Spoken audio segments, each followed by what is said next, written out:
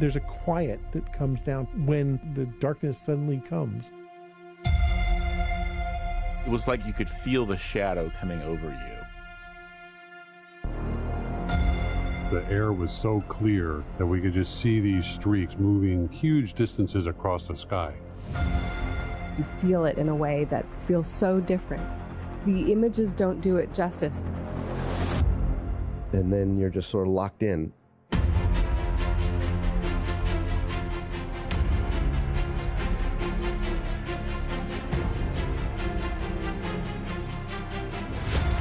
When you experience an eclipse, you feel that connection with space. Oh my gosh! Oh, look at the ray structure! The universe is out there and it's affecting us. We are in space. And here it comes, there's the diamond ring. And that is the most spectacular sight.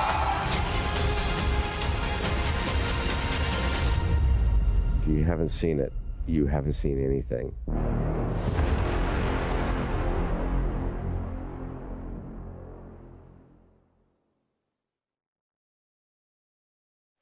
Hello, and welcome to live coverage of the celestial event of the year, the total solar eclipse. Over the next 3 hours, we will follow the moon's shadow as it races across North America. We are anchoring our coverage from the heart of downtown Cleveland, Ohio, just down the road from NASA's Glenn Research Center, the only NASA center in today's path of totality. I'm NASA's Megan Cruz, and this is NASA lunar scientist Sarah Noble. Hello.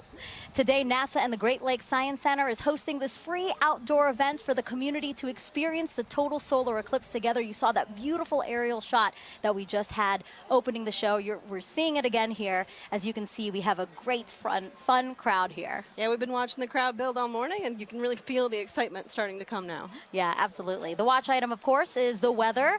Beautiful right now here in Cleveland. It's perfect right now. It's perfect, yes. We woke up to rain and it cleared, but I don't know what we're going to get this afternoon. Yeah, Sarah, you said that with a little bit of trepidation, and that's because it looks like there might be some cloud cover around the time of the total solar eclipse here, totality, but we'll see.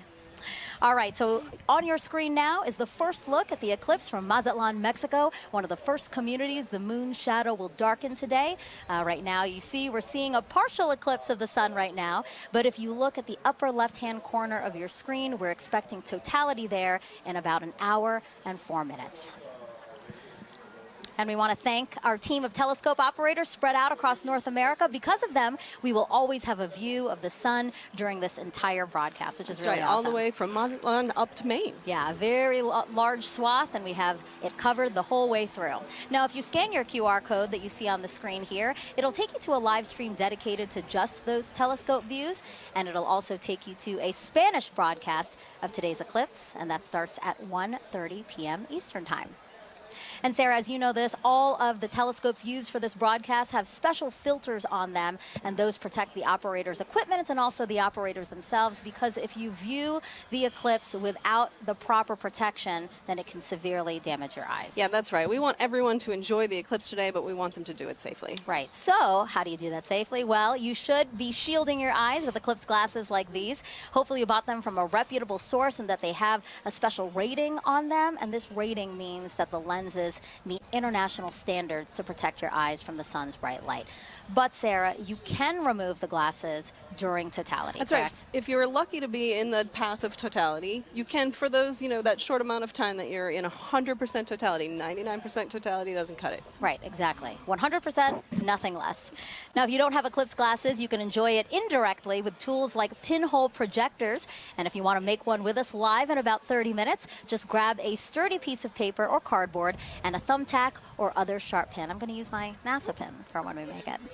All right, so Sarah, what are we expecting today? What is a total solar eclipse? So total solar eclipse happens when the Earth, the moon, and the sun are so perfectly aligned that the moon completely blacks out our view of the sun. And does that happen often? Actually, somewhere in the world, there's an eclipse about every 18 months or so, but like in any particular place, it's a pretty rare event. Yeah, I mean, specifically here in Cleveland, the last time Cleveland had a total solar eclipse, get this, 1806. Wow, that's remarkable. So quite a long time ago. Yeah. Once in a lifetime opportunity.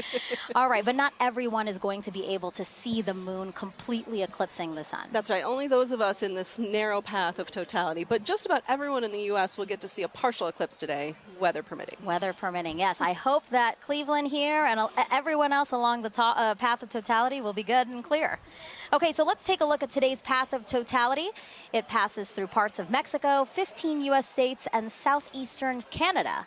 There's an estimated 32 million people who live along the path, and not to mention the tens and thousands of people who travel to somewhere along it as well, like us. You know, you're from D.C. and I'm from Florida. No, I feel very lucky to be able to get to travel to see this one. Yeah, absolutely. And we're going to have live reports from our correspondents spread out across the path, all excited to share this event with you. Some recognizable locations in between: the Indianapolis Motor Speedway, home of the famous Indy 500, and then also Niagara Falls, where officials expect up to 1 million visitors. Look at our team there waving at you. Happy to see you guys, and we'll hear from you soon. Okay, so again, we will hear from those correspondents, but also on our broadcast, a live interview with astronauts on board the International Space Station. Sarah's already ready. So excited. She's ready, because that's going to be obviously a unique place to witness today's celestial event, so we'll talk to them about that. We're also going to explain some of the science NASA will conduct during the eclipse and why that's important to you. And if you have questions about today's cosmic alignment, use the hashtag Eclipse to send those in wherever you're watching us. We already have some questions from some kids. Excellent. And a celebrity. I can't wait to surprise you with who that is. All right, in addition to NASA's Eclipse event here, there are plenty more in communities across the country, so why don't we take a look at some of them now. All right, so this is the California Academy of Sciences. That's a beautiful place to witness. Wow, looks like they have great weather today. They're only going to get a partial eclipse there, but, you know, still, that is more than enough reason to get outside and enjoy some time with your friends and family. Waco, Texas, people have their seats. They're ready to go. They're all comfortable. I see some coolers there. Oh. And this is the Adirondack Sky Center. They have a big field for people to view. You know, a couple of days ago, we saw the same field. It was covered in snow. So I'm glad they have a nice place to sit. Exactly. And Kennedy Space Center, the famous rocket garden that we have at the visitors complex there, that's also a cool place to watch a partial eclipse, yep. Yeah. And then lastly, the Mentor Civic Amphitheater, a nice big field again to take a look out into and enjoy today's event. I'm sure that'll fill up soon. Yes, I'm sure. Still gathering there. All right, very much a party atmosphere we've seen in some of those watch parties, and especially here, again, the music, the exhibits, all the things happening here. Kind of reminds me of a sporting event, you know? So because of that, I'm going to ask you, who's the GOAT today, right? Is it the moon, is it the sun, or is it the Earth? I mean, I'm a lunar scientist, so I may be a little biased, but you got to go with the moon on this one, right? It's the moon that is like coming in for the block today. It's all the action to the moon. I love that sports reference, but I'm going to have to say Earth. Because, well, first of all, we love our home planet, right? But because we're here, the moon has something to project its shadow on, and that's why we have the celestial alignment and show we're about to see today. That's where I'm going. That's how I'm going, yeah? All right, and now we want to know which team you're on. You can cast your vote by going to @NASA Solar System on Facebook, X, or Instagram, and we'll reveal the winning team at the end of the broadcast. Earth.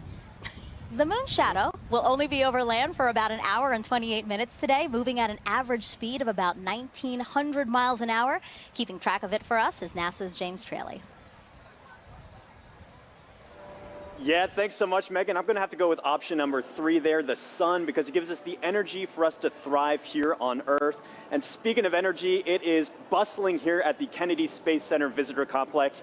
I'm coming to you from our new Gateway exhibit, where we today only have a partial eclipse, but still super excited to be tracking all of today's events live with our Eclipse Explorer. This right here is a fantastic tool that was developed by our friends at NASA Goddard Science Visualization Studio. They put this tool together for us to track the eclipse down to the exact second.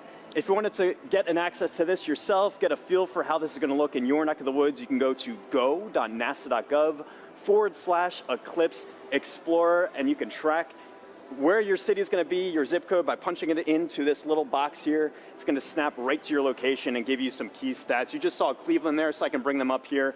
Cleveland is expecting peak totality here to start at 3:13:45 to be precise, local time. They've got a time of totality of 3 minutes, 49 seconds, plenty of time to really sit back and bask in their moment in the fully eclipsed sun. I'm going to be tracking all of this all throughout the afternoon for you to make sure that you do not miss a second of this coverage. Even if you're outside of that path of totality like we are right here, more than 99% of the U.S. is going to be able to see at least a partial eclipse. Some places are already experiencing, you just saw that footage from Mazatlan a little while ago. They're already experiencing a partial eclipse. And as always, if you are in partial, be sure to wear proper eye protection to protect your vision so you can safely enjoy today's fantastic celestial event. Plenty of awesome stuff coming up. We're going to keep a keen eye on that weather. Cleveland's looking nice and beautiful, very clear skies. Megan, back to you. Thank you, James. And joining us now is Dr. Bob Lehman, a heliophysicist at NASA's Goddard Space Flight Center. Thank you. It's great to have you here. Thank you very much. So talk to us. Today's total solar eclipse, it's going to look very different from what we saw 7 years ago, right? It is, right. The sun is going to look, the solar corona is going to look very cool today. It's going to look cooler than it did last time. And I mean cool in the sense of wow. Not cold. Not cold, because the solar corona is like 1,000,000 degrees. But compared to last time, was close to the solar minimum, the minimum amount of magnetic activity on the sun. There's this 11-year or so cycle, and 2017 was closer to minimum, and 2024, April 2024 is pretty much close right to the maximum of that. So we're going to see the maximum amount of dynamism, of activity, and it's going to look, you'll see rays shooting out. And does that increased activity mean that we have a chance for new discoveries today and increased science? Sure. So in addition to the science that will be done because of the eclipse, just greater activity levels means that we have more chance to see what the sun is going to do, increased radiation levels, increased activity, eruptions that will affect the Earth.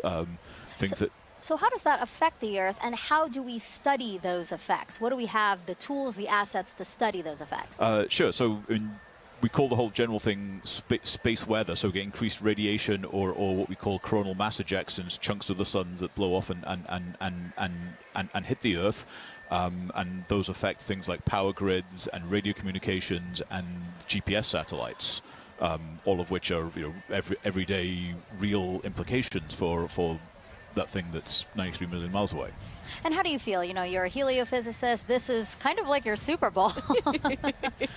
Pretty much, yeah. You are not the first person to say that to me today. and are we right?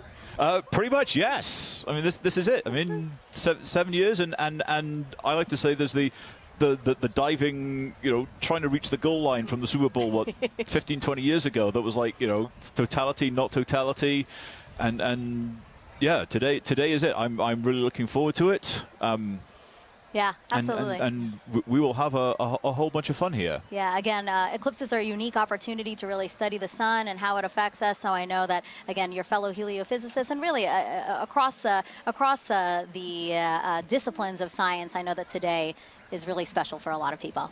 It is, yes. Thank you, Bob. I really appreciate you being here. Thank you so much. All right, it's time now to check in with our first team along the path of totality. Here is Tahira Allen in Kerrville, Texas, a city so lucky it gets a solar eclipse twice in a single year. Thanks, Megan, and welcome to Kerrville, Texas. I'm Tahira Allen with NASA Communications. And I'm Gina DiBraccio, the Deputy Director of Heliophysics at NASA Goddard. We're live from the Kerrville Eclipse Festival, where tens of thousands are gathering to witness the second solar eclipse that has passed through this town in just 6 months. Now, this is incredibly rare, and people have traveled from all over the world to share in this spectacular moment right here at the crossroads of the eclipse. Now, Gina, we were lucky enough to be here last year for the annular solar eclipse. How does it feel to be back?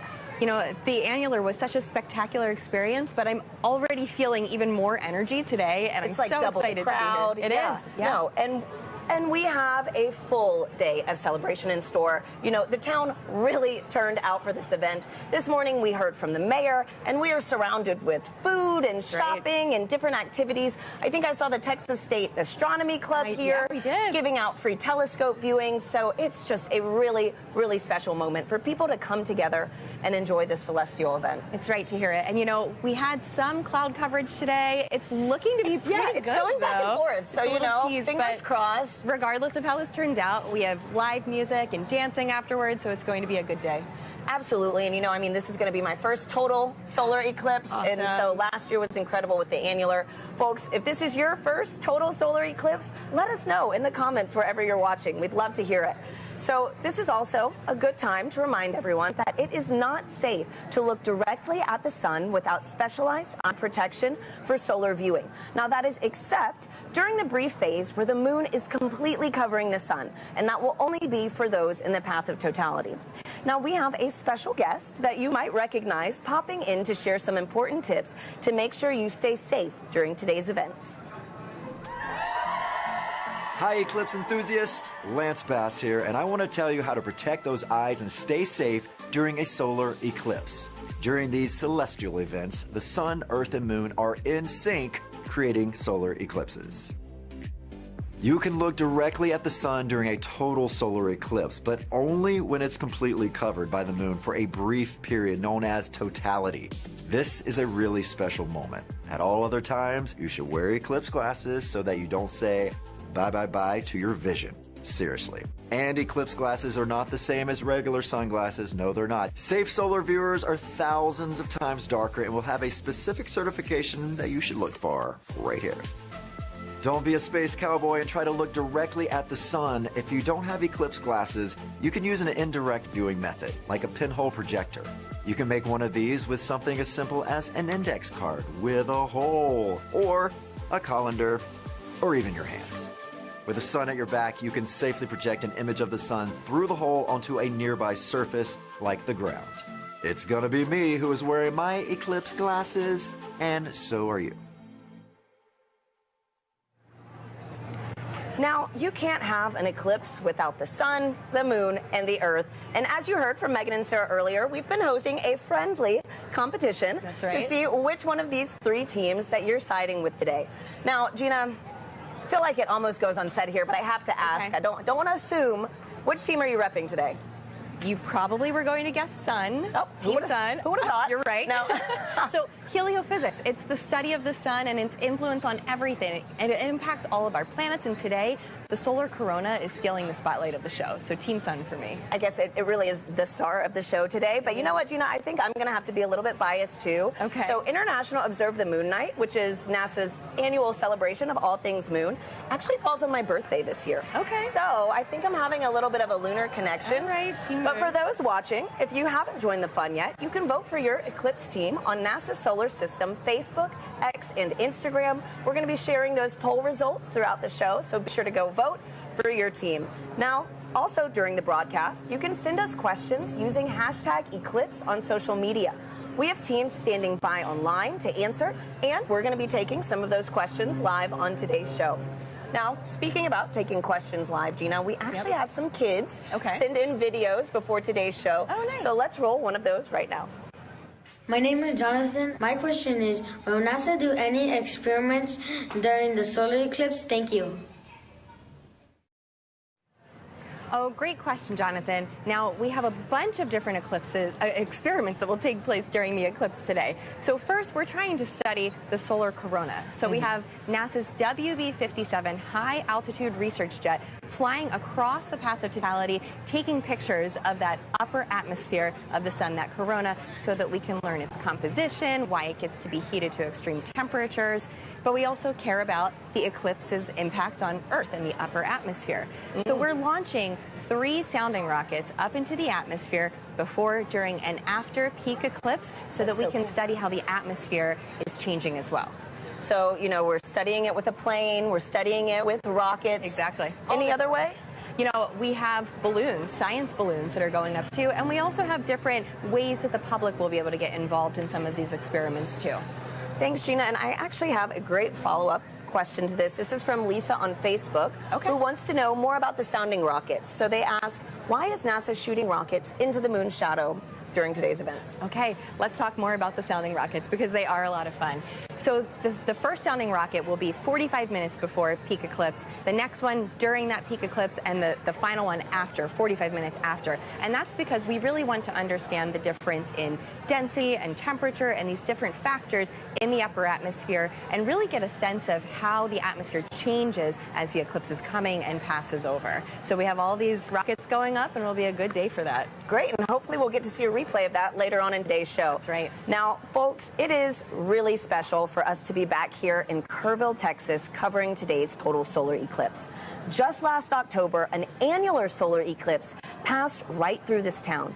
Now, for a location to be at the crossroads of these two incredible celestial events is rare. Let's take a look at how the community has been preparing in the lead up to this big day. Kerrville is the eclipse capital of the state of Texas. It is known as being the capital of the Texas Hill Country. It's the epitome of Texas. Ranches, deer, beautiful streams like the Guadalupe here. Kerrville is very welcoming. It's a wonderful community. Tight-knit, small. It has about 25,000 people. Kerrville is blessed to be in that special square, the annular eclipse in 2023 and the total solar eclipse in 2024. We're talking about crossroads, you know, we get it twice. Two eclipses right here, right where I stand. It's statistically extraordinary. We get two in less than 6 months. Everybody's excited about it. City council, county commissioners, everybody's working diligently to be able to provide safe opportunity for the influx of people. This will be the biggest event in the history of the city, and that's why the city is preparing. We're preparing to make the event enjoyable for everybody who wants to see this tremendous natural phenomenon. I think that Kerrville has done an awesome job of preparing, way in advance. It's getting that message out to people to make sure that they're taken care of personally, but then there's the science part of it, letting them know what is an eclipse. And I'm just having a great time going out and talking to civic organizations and clubs and talk about eclipses. So this will be my 4th and 5th solar eclipses. I've seen total eclipse in Nebraska. I drove 1,200 miles for a little over 2 minutes, and it was well worth it. And just couldn't believe the experience of the eclipse. I mean, it's still just, it literally gives me goosebumps every time I talk about it. It's a visceral, emotional experience that is just, you have to experience it to understand.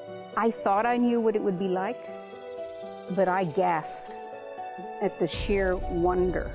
It's going to be a, you're going to hear that intake of air and awe. It was the most beautiful natural thing I've ever seen. So to have an eclipse basically in my backyard is just, it's indescribable.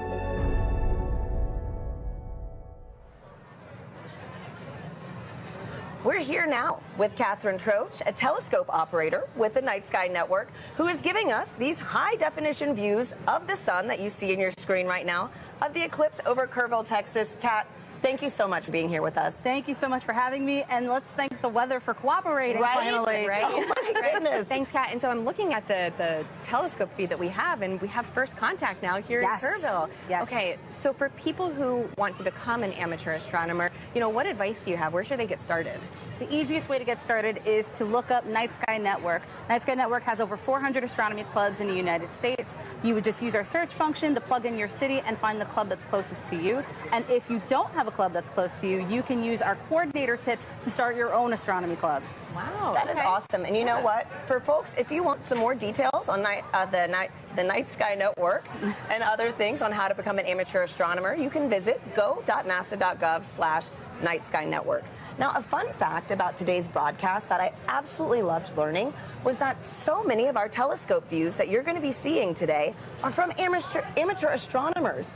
And so, Kat, again, on this topic of, sky gazing, I heard that those in the path of totality might be able to witness more than just a total solar eclipse today. Could you give us a sneak peek on what we could expect? Absolutely. So if we have clear skies in the path of totality, As it gets darker, you'll start to see two bright points of light. That would be Jupiter and Venus. And then as we get to totality, at totality, you'll be able to see the fainter planets, Saturn, Mercury, and Mars. And if you're lucky, you'll be able to catch Comet 12P. Oh, what a crazy, like, cosmic alignment today, you know? So, man. Great. So, for the amateur astronomers that actually want to view today's celestial event, what tips do you have for them? So, of course, you need to have solar protection. You need to have solar-safe glasses. And you need to have solar filters for your telescopes, your binoculars, your cameras. But you can also use indirect viewing, like a pinhole projector box, or you can use a disco ball. A disco ball? Yes. Wait, how does this work? Can you, like, walk us through this? So as the sun hits the mirrors, and it'll cast a little reflection onto the surface here, you'll see little crescent shapes as the eclipse progresses. That is incredible. We need to keep that disco ball. Oh, yeah. Right? No, seriously. So, Gina, didn't you say you could also use your hands That's at one right. point? You know, you can take your fingers and weave them together to let the light project through so that you can see the projection of the eclipse on the ground. Absolutely. That's fantastic. So a lot of different ways to be able to view today's event. There's no one wrong way to do it, unless you're just using to do it. that. Yeah, just do it. Just make sure you do it safely. Yeah. And so, Kat, too, you know, earlier you gave me a little reveal of your shirt. It is too perfect for today's show. You know, could you give our viewers a little taste? Sure, no problem. So if you know, you know. If you know, you know. Totality going on at the moment. Love it. Thank you so much for being here, Kat. Thanks you again for having me. Absolutely. And so now coming up soon, we're going to get our first views of the total solar eclipse as it begins in Mexico, sweeping across North America. We have correspondents all along this path who are going to bring you live into the action as it happens. First up, let's check in with Joy Ung in Dallas, Texas. Thanks to Harry and Gina. So welcome to the Dallas Arboretum and Botanical Garden. I'm Joy Ung, and as you can see behind me, we have a lot of people eagerly waiting for the total solar eclipse. It's so amazing to hear so many people talk about the sun and the moon, and what makes this day even special is that the eclipse gives scientists a really unique chance to do science. So to tell me more, I'm here with NASA scientist Dr. Ashley Greeley. Thank you so much for joining us. Hi, Joy. Thanks for having me. So firstly, how are you feeling about today? I'm feeling really excited. The skies are starting to clear out, and it looks like we might get a pretty good show. Fingers crossed.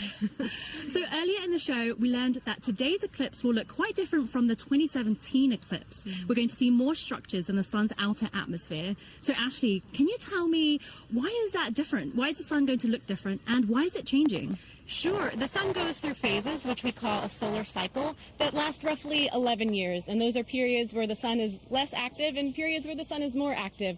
We're entering a time of solar maximum, which is really exciting because that means that the sun is more active. Its magnetic fields are more dynamic.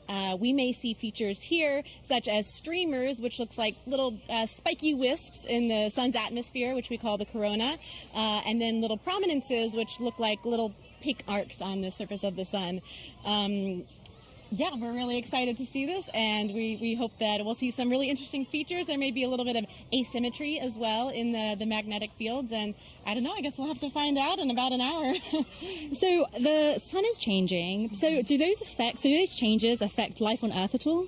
Sure, yes. The sun does affect life here on Earth. We have a term that we call space weather, which applies to the field of study of everything from the sun to the Earth and in between, and how that affects life here. We are fortunate that on Earth we are protected from things coming from the sun by our magnetic fields, which shield us from those explosions that come from the surface of the sun that we talked about. And those can result in really fun occurrences, such as the aurora. There can be some negative side effects, but those are mostly limited to things that are outside our magnetic fields. The storms from the sun can interfere with satellites, and it's something we really have to think about as scientists as we start to plan for putting humans on the surface of the moon or potentially sending them to Mars. Those energetic particles that result from the sun can impact humans, so that's just something that we have to learn about and take into account.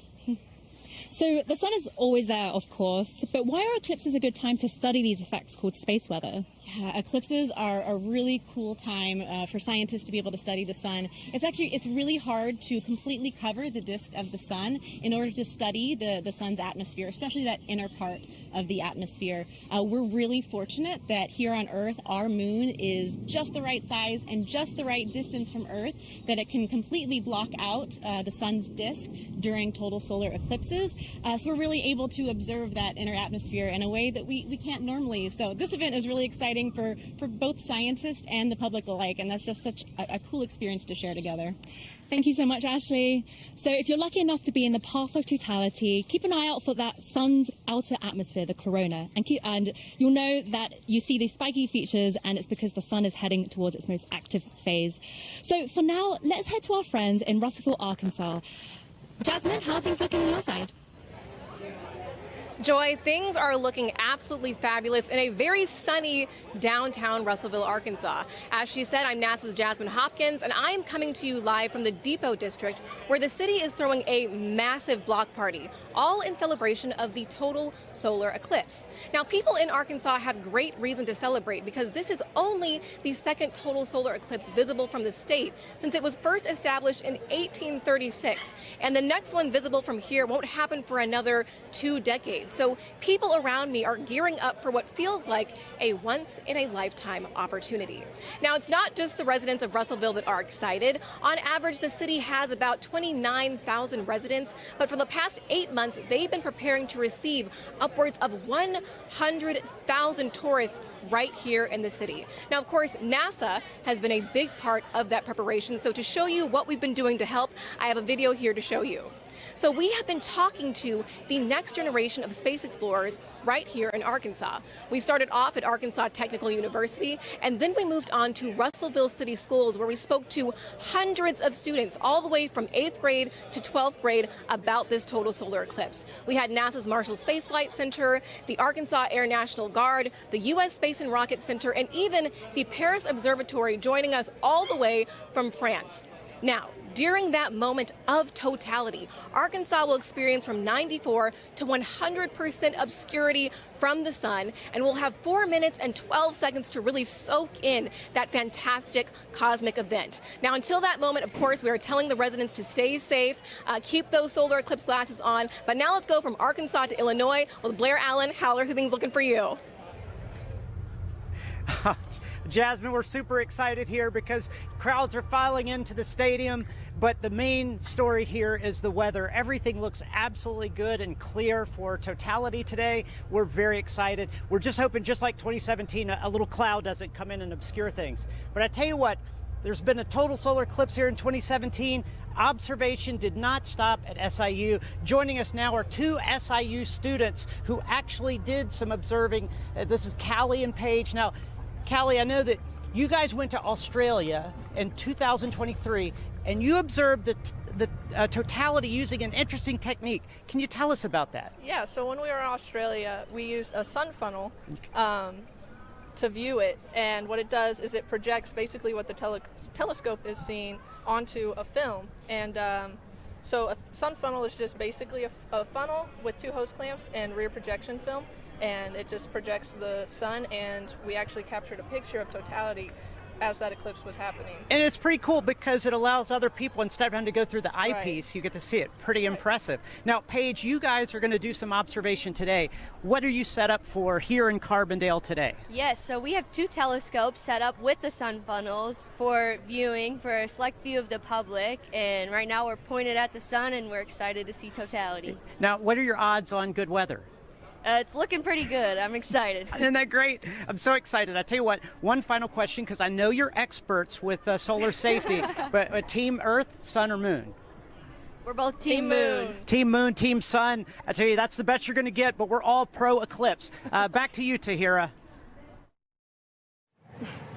Let's go Team Moon. So, as you can see, folks, we've got a lot of exciting things in store all across this country, and that was only half of it. You're going to meet three more of our locations later on in the show. Now, Gina, we've got a ton of questions coming in online right now from our viewers. Yeah. How do you feel about some Q&A? Let's answer some. Okay. Perfect. Let's do it. So our first question is from Fair Cerritos on Instagram, who wants to know, how can I help NASA? You can help NASA by participating in the eclipse. If you can see it today, go outside, enjoy the moment, or download the Globe Observer app. You can do that right now before the eclipse crosses your path. You need a thermometer, and you just record the local temperatures and the cloud coverage. Fantastic. Globe Observer app. So thank you so much, Gina, and thank you to everybody sending in those questions. We'll take some more later on throughout the show. For now, let's check back in with Megan and Sarah in Cleveland, who are standing by with an out-of-this-world surprise. Yes, quite literally that, Tahira, because we have a special treat for our viewers right now, joining us live in space, 250 miles above the Earth in the International Space Station. Everyone, please help us welcome NASA astronauts Jeanette Epps and Mike Barrett. Sarah, you've been waiting. I'm so excited. For this. Oh, there they are. Hello, everyone. Oh, Jeanette, Mike, thank you for joining us. It's a pleasure to join you guys, and I hope everybody appreciates NASA scheduling this eclipse to bring the world together. Yes, thank you so much to NASA, and thank you so much for joining us. Now, you guys will have 3 opportunities to view the moon's shadow over North America, and that last pass will give you guys the best views. And we hope to also share those live views with everyone here on this broadcast around 3:30 p.m. Eastern Time. Now, Jeanette, I have 2 questions for you. Are you looking forward to being one of the few people seeing today's total solar eclipse from space? And 2, I know your crew member Matt Dominic will use a camera with a solar filter to photograph the sun being eclipsed by the moon. Will you also be taking photos of the celestial alignment?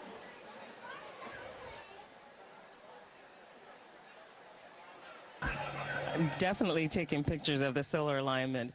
And I think we're very fortunate to be here at this special vantage point to see such a special event at this time. So I'm definitely excited. What about you, Mike? What's going through your mind as you're preparing to see such an awe-inspiring event?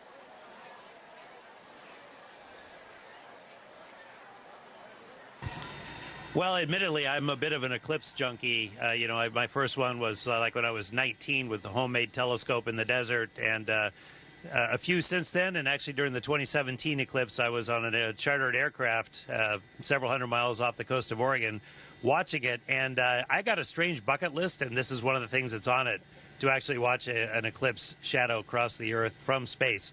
So I'm ecstatic to see this box gets checked and just to see this amazing thing from up here.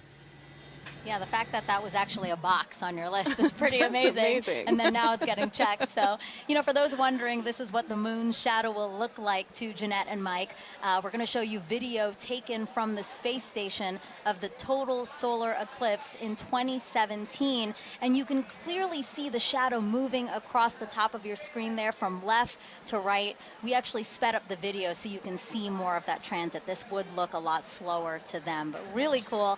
Jeanette, eclipses give us a unique opportunity to study the sun and how it affects the Earth. Can you tell us about the atmospheric waves experiment attached to the outside of the space station right now?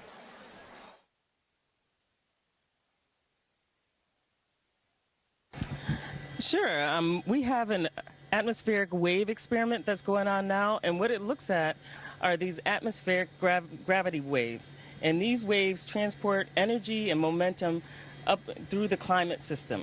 So with the imager on the atomic wave experiment, we're going to look at how these atmospheric gravity waves impact our Earth's climate, how it can impact our space and global and all of our comms, how it can affect our navigation system. And so over the next 2 years, researchers will use an infrared imager to look at the global distribution of these waves as well as their characteristics.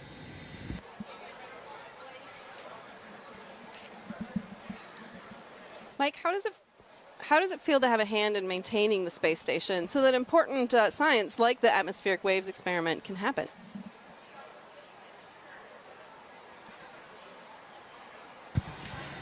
Well, of course, the main reason we're up here is actually to conduct that science. We maintain the station to keep this platform what it should be, what it was built to be, which is a vibrant laboratory, which covers so many different disciplines on the inside and the outside, like the gravity waves experiment.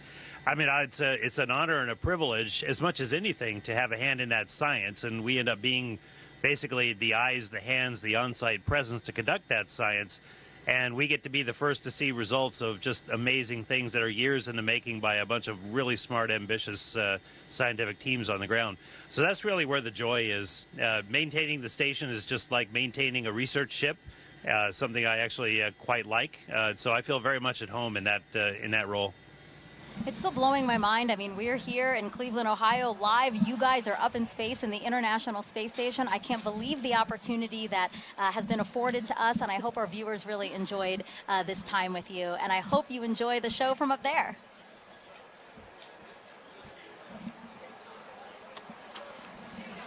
All right. We have, but we do want to close by saying, first of all, we really enjoy being here, but everybody stay safe.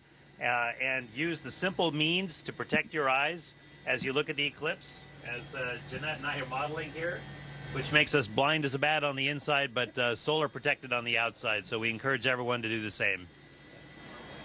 Really great advice from both of them. Thank you so much. Sarah and I have our glasses, That's right. and we're ready to go. Also blind if we don't do this. All right, again, Jeanette, Mike, thank you so much. And we actually have some time to take questions from the audience. We have #Eclipse. That's how you can send questions to us. So let us take a video from another curious kid we have watching. Hi, my name is Adrian. My question is, why will we not see a total eclipse in California? Thank you. That's a great question, Adrian. So we only a precious few today are going to get to see a total eclipse because the moon is so much smaller than the Earth. It only casts a very narrow shadow. But still, even in California, you're going to get to see a partial eclipse, and that is still a really cool event. So I do encourage you to get out there and see it for yourself today. Yeah, absolutely. So again, #Eclipse. Wherever you're watching us, drop that in the comments, and we'll try to get to as many questions as we can on the show. Okay, so we have, obviously, people celebrating with us online and at events across the country. So why don't we check out some of those events again now? Waco, Texas again. People look very, very comfortable in their camping chairs and spread out on picnic blankets. Yeah, look like they're having a good time. Yeah. A few clouds. A few clouds, but again, they have some time there before. Kennedy Space Center, they will see a partial eclipse. We have some people walking around the Rocket Garden. Oh, it looks like they have beautiful weather there. California Academy of Sciences, yes, they do. They have clear skies. We're very, very jealous over here. And then the Mentor Civic Amphitheater that's starting to fill up. Exactly. There were fewer people when we checked in ago, but now lots of people there and lots of people at the Adirondack Sky Center. I wish I could wave and say hello. They look like they're getting ready for some stuff, though. Yeah, absolutely. Again, the snow cleared out because there was snow over the weekend, but now it looks like a beautiful, probably still crisp day there for them. Okay, and now we're back here with astronaut Steve Bone, who's looking around, taking in the sights, Steve. I am. see. It's just an amazing amount of people. It's really cool to see. Yeah, absolutely. You can feel the energy. And it's really beautiful. cool that you're here. So Steve is here because, you know, obviously, as we've been saying throughout the show, you really should have these glasses to safely view the eclipse. But if you don't have glasses, that's why Steve is here. So Steve, I see that you brought some supplies for us. I did, and I have a little bit for everybody, and we'll see how we can do here today. All right. So this is like a pinhole viewer, and so it's basically a pinhole camera. I don't know if you ever had to do that when you were a kid. Is make a little camera by basically poking a hole in a piece of paper. Okay. And then using that to focus onto a screen. Okay. And so we all have pins here, I guess. Yes. So we have a paper plate, we have index card, and we have pins. And I have my Crucifix pin. Nice, nice. All right, so what do we do, Steve? Basically, all you have to do is poke a hole in the cardboard. Okay. And the size of the hole will determine the focal length, the focal distance of your viewer. And it has to be big enough that the light will come through. And it's sometimes hard to do if we don't have like direct sunlight. So you want to make sure you have a big enough hole. I think that'd probably be enough. Yeah. And then what you'll end up doing, if we had the sun, you could basically over your shoulder, don't look at the sun. Mm-hmm. Sun behind us. Sun behind us. Yes. And so you hold this up, and you'll see, you can actually get, there it is. I can see. We do see it with the lights, the studio lights. You only need a little bit, and then depending on how far in and out you move it, and the size of the hole, that gives you your focal length. Got it. Just like a lens. And basically, like we're saying with the studio lights, if something were to pass over the studio lights, that same shadow essentially would be would be projected through Absolutely. the index card right now. That's how you safely watch it. That is a good, safe way to watch it. There's a lot of other ways to see it as well. I know that. I have that. Come prepared. Colander, right? Yeah. So that's a lot of fun because if you're in an open area like this today, and you don't have your glasses or you just want to see something really cool, again, put it over your shoulder and hold it. And you'll get a big array of all those little eclipses happening on the ground below you. Yeah, actually, I think we have a picture of that. I'd love to see that because really it is a very, pretty. Perfect. Look at that, Steve. Oh, yeah. Well, I mean, even if you don't have anything, right, you can actually use your hands to make your own sort of improvised pinhole camera. Absolutely. That's amazing. And, you know, I was explaining a little bit ago that in my own yard during the annual eclipse, when I was out working in the yard, and I said, hey, there's an annular eclipse going on. So I went under a tree, and I was looking at a tree, and then on my driveway, all these little eclipses, just hundreds of them. Yeah. And it's absolutely amazing pictures. Great. So I hope if people have trees near them, they can take a look at that. Steve, thank you so much You're for very being welcome. here. We really appreciate it. Have a great day.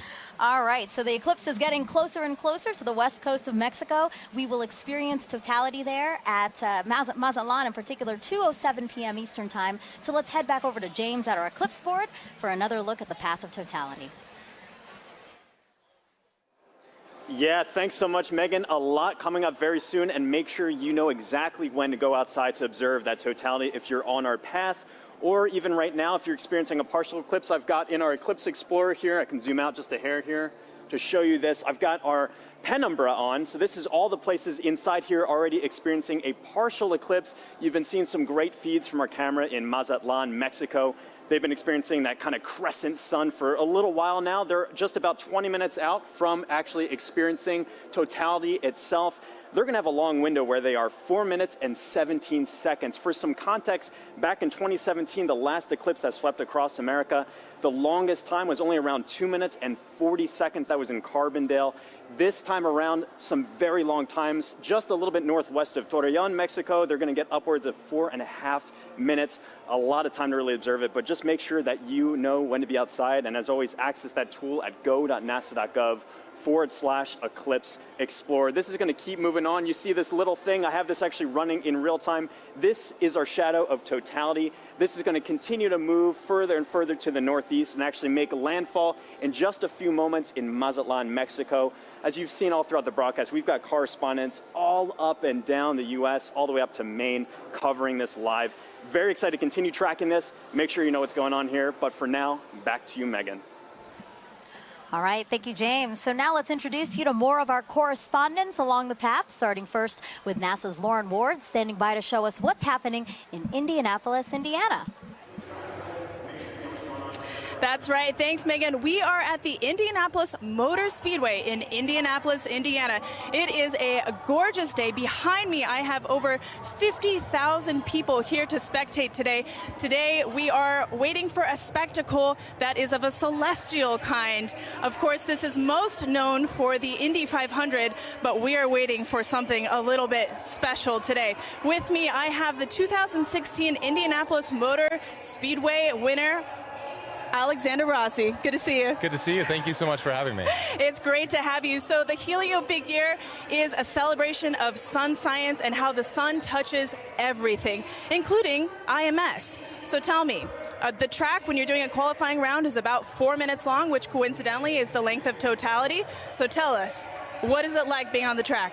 You know what? The sun plays a huge role in determining the performance of the car based on the track conditions. So we actually, when it's a day like this, as much as it's beautiful for the fans, it's actually very difficult for us as drivers, because as the surface heats up, the oils come to the top of the asphalt and it actually becomes slippier. So that's surprising to people. They think that temperature would mean grip, but it is until a certain point. And then once it kind of crosses over 100 degrees on the surface, you start to actually go the other way. Wow. And tell me about those tires. How does the sun affect those? So we use slick tires. So Firestone tires are slick. On a road car, you have tread, right? Because they're supposed to use in all conditions.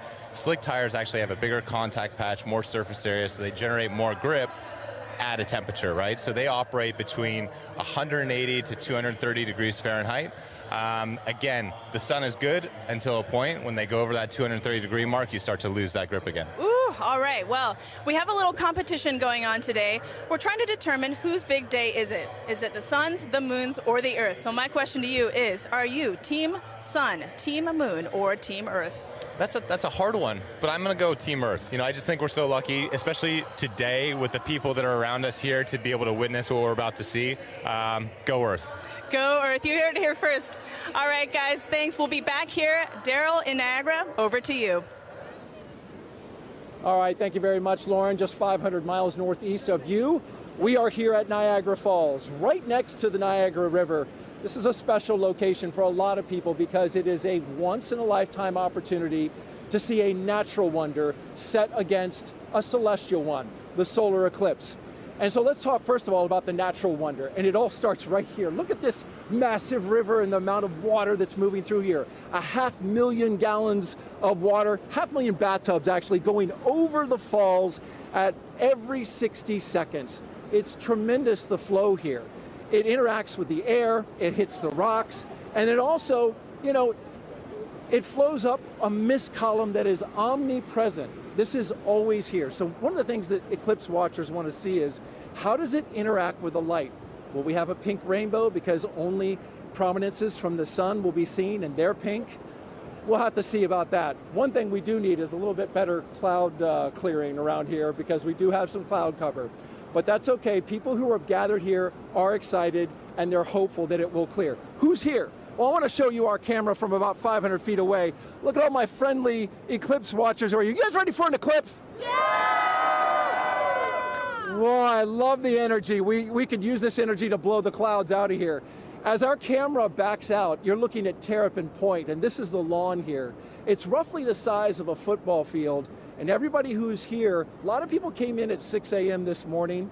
They currently cut off the park from anybody from coming further into Goat Island here. So this is the max capacity that we're at right now. It's that popular.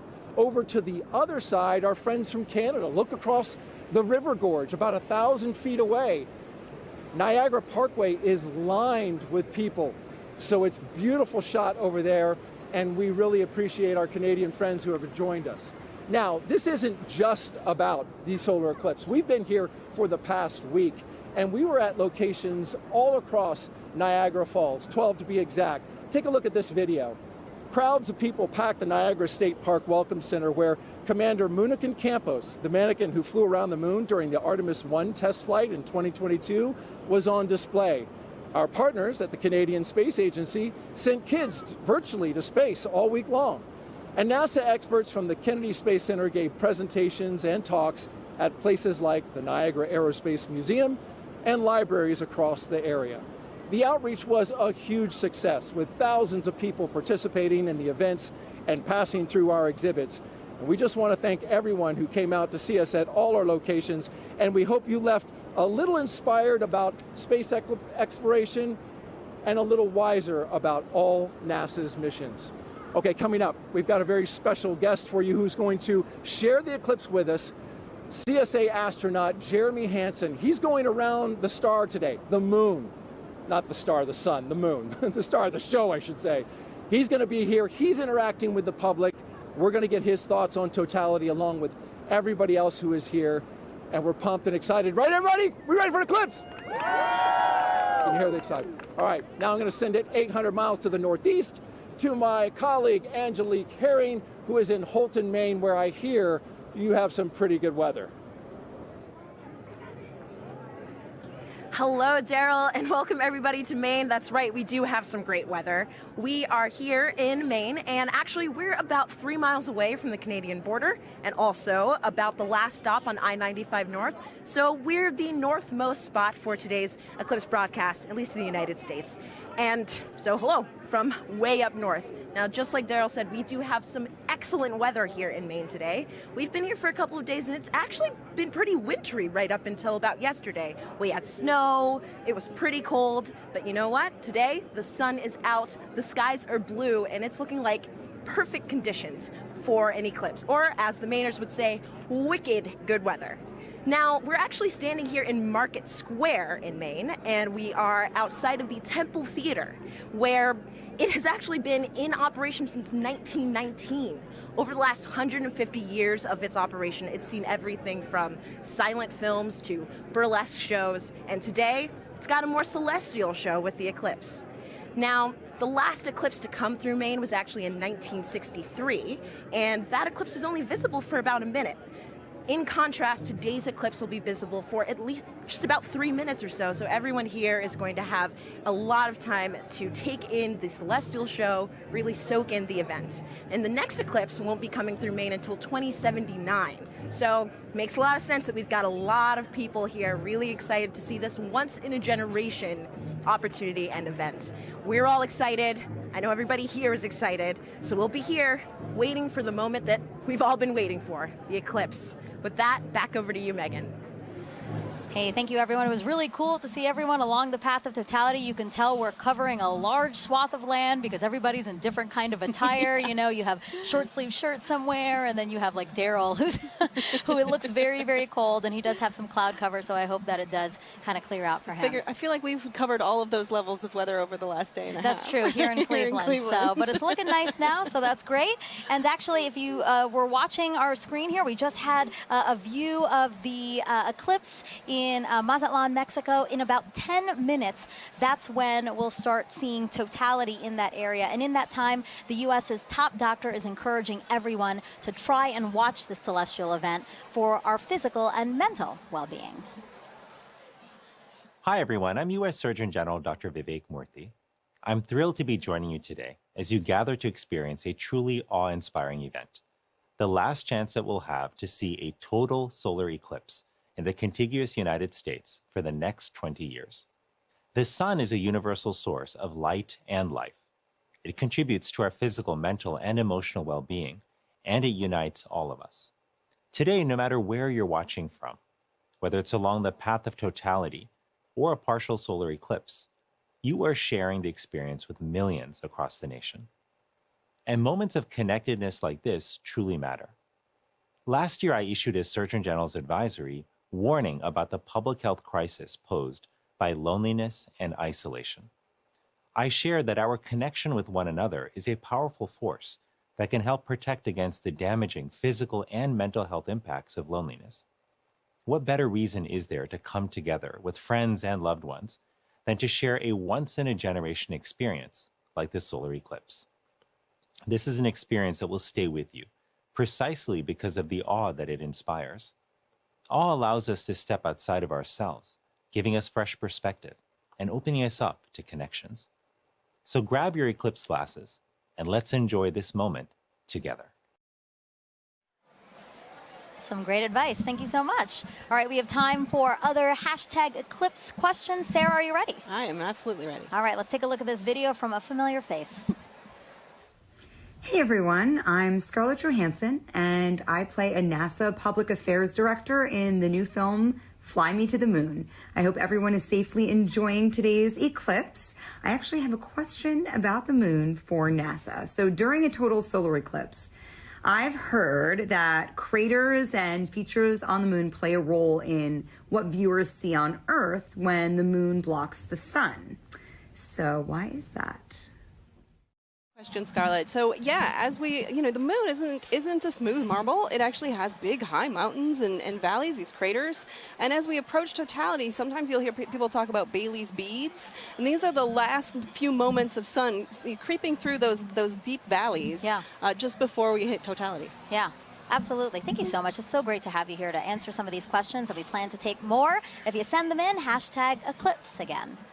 Okay, if you're just joining us, I'm NASA's Megan Cruz, and this is NASA lunar scientist Sarah Noble. And as you can see, you are watching the official NASA broadcast for today's total solar eclipse. And we're in the heart of downtown Cleveland, where NASA is celebrating this celestial alignment. Take a look at our shot from the air.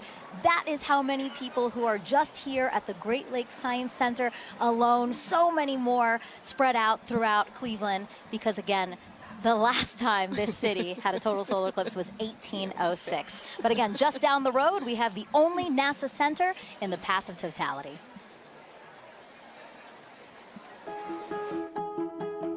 When it comes to NASA, I think a lot of people initially think of rocket launches in Cape Canaveral or astronauts floating above the Earth in the International Space Station. But there's a lot of research and engineering and testing that needs to happen before anything can fly. And we have those capabilities: supersonic wind tunnels, microgravity drop towers, vacuum chambers, and a research aircraft hangar.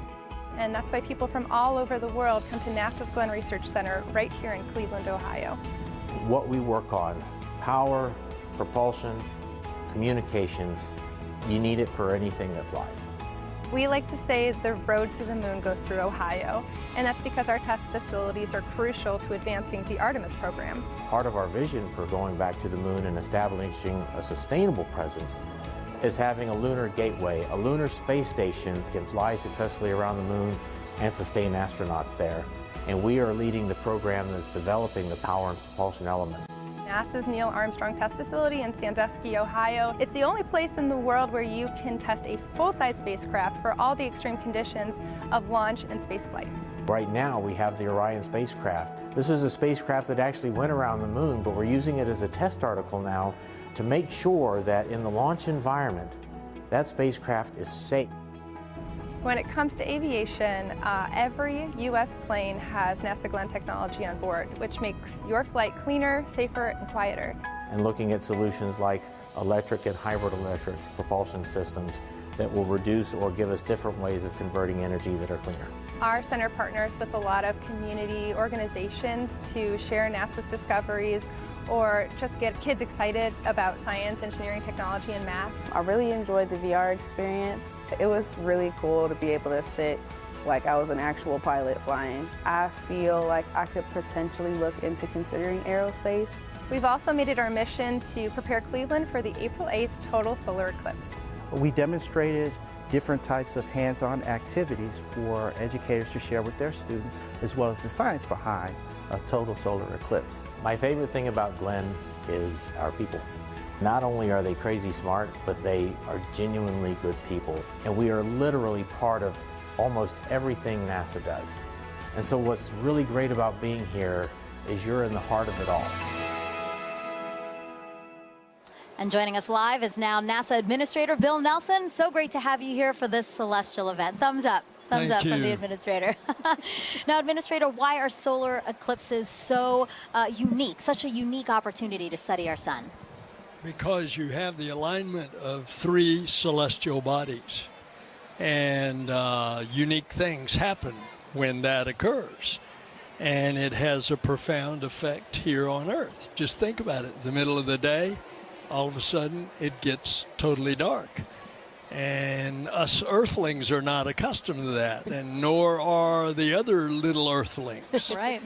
All the animals.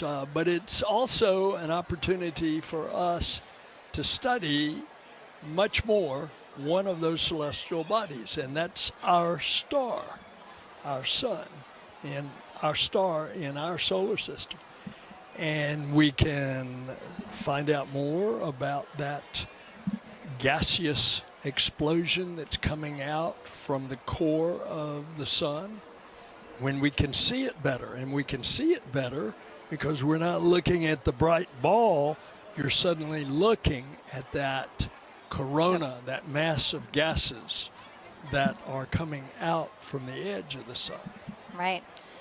And you don't have to be a scientist, right, to study this event, right?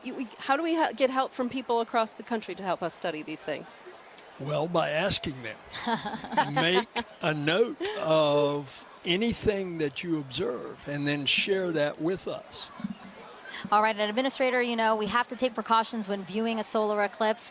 Remind everyone what we should be doing today.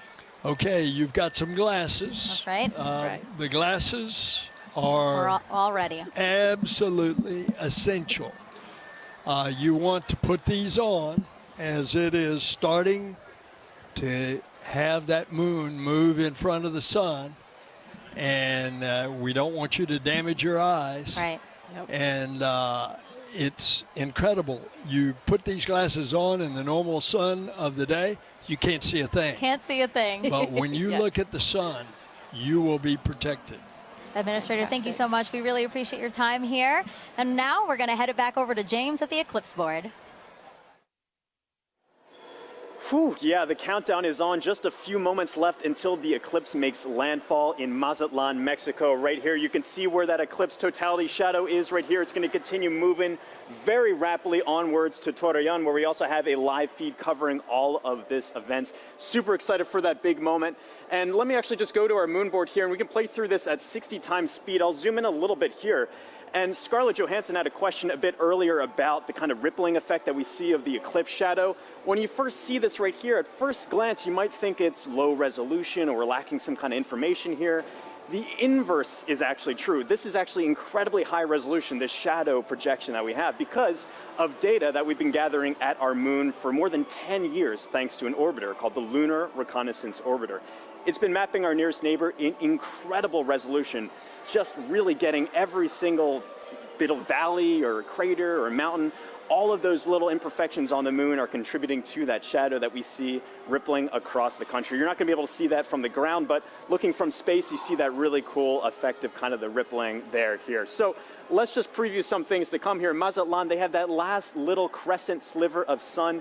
For now, if you're in that area, make sure you keep your glasses on until that sun is completely blocked out by the moon. That's going to be in just a few moments. You're going to have a long duration there, 4 minutes and 17 seconds. That sounds like a lot of time, but it's going to move like that. So make sure you are ready on the pulse. Again, for all of our locations up on this path of totality here too, make sure you set a timer on your watch or a phone or something to remind yourself to look outside and experience this. You don't want to miss this. If you do miss it, you got a long time to wait for the next big one across America. That's going to be in 2045. So make sure you're watching and watching safely here. You just saw some footage from Kerrville and Cleveland as well.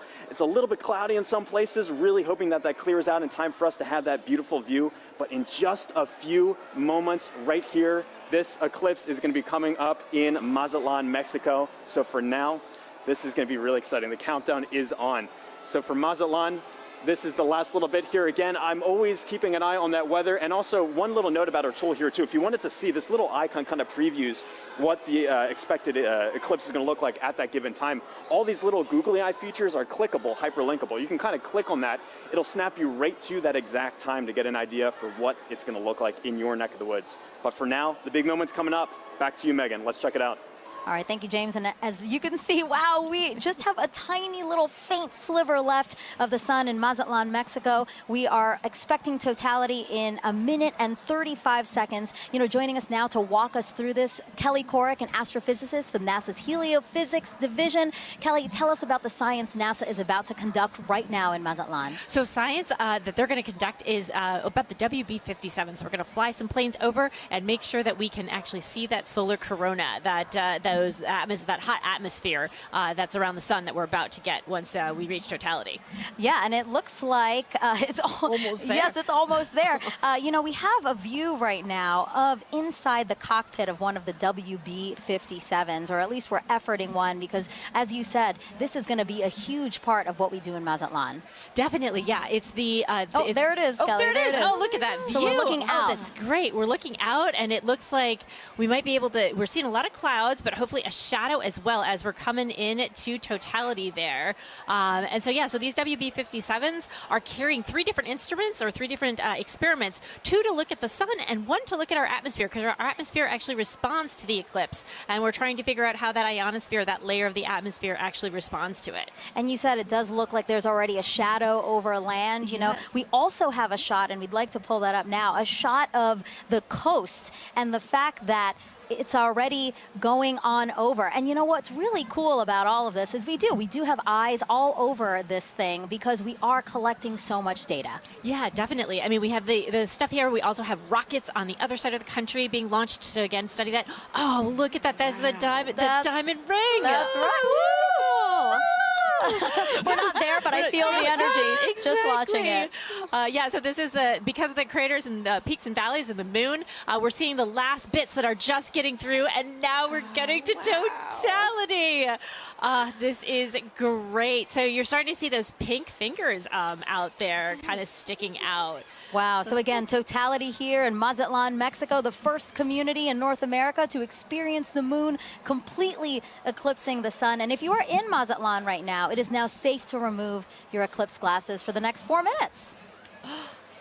And you mentioned some of those pink filaments that we're seeing, right? Can you talk us a little bit through that, Kelly? Yeah, so those pink filaments, because they're helium-rich, that's why they're appearing pink and they're hanging out there. Those could be the start of space weather. So there are tons of material, billions of tons of material that could possibly be one of those explosions for space weather, the reasons why we really study the sun and try to understand how to live with the sun. Well, can you explain why space weather is important to us here on Earth? Definitely. So it's not just satellites that are interested in space weather. It's also our power grids because of those energetic particles coming from those big explosions that can happen in the sun. That could damage our power grids. It could also do things like interfere with GPS signals. And I know we all use our phones to navigate everywhere.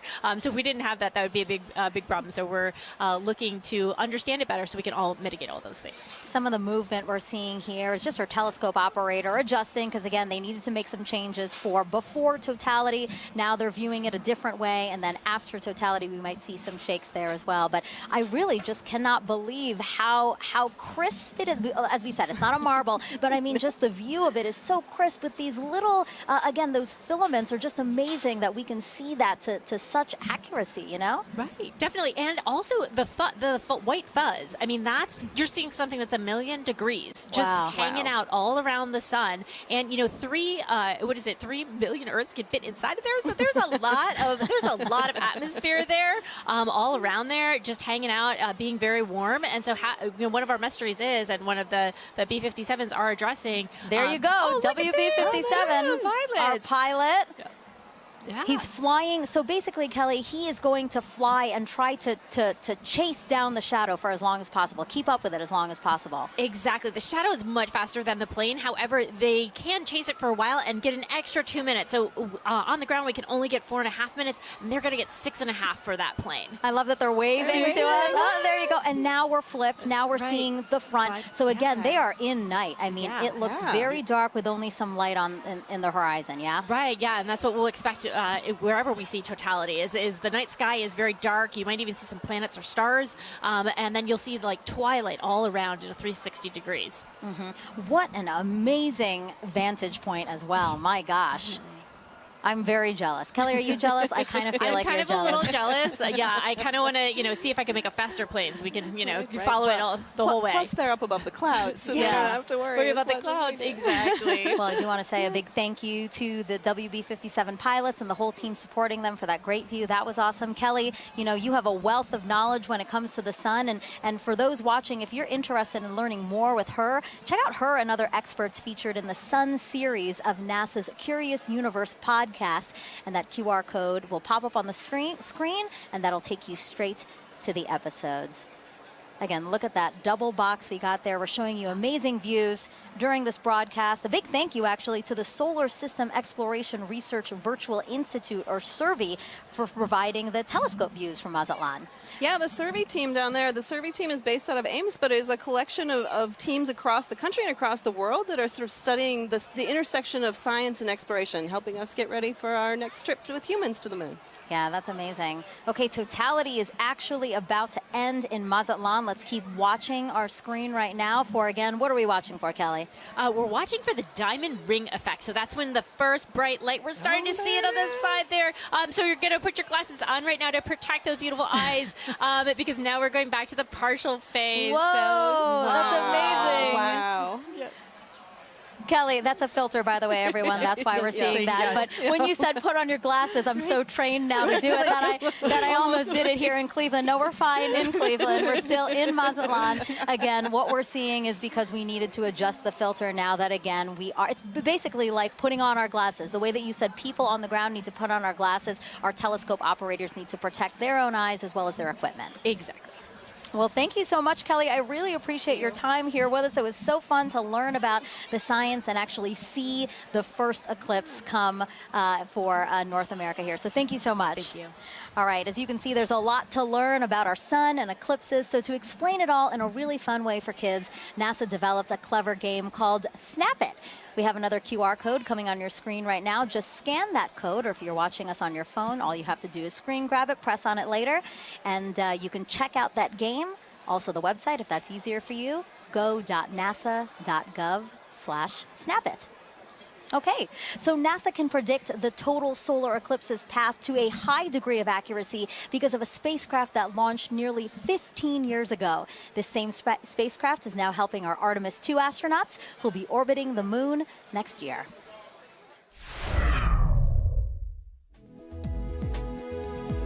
NASA's next step in establishing a long-term presence on the moon is sending 4 astronauts to fly around it with the Artemis II mission.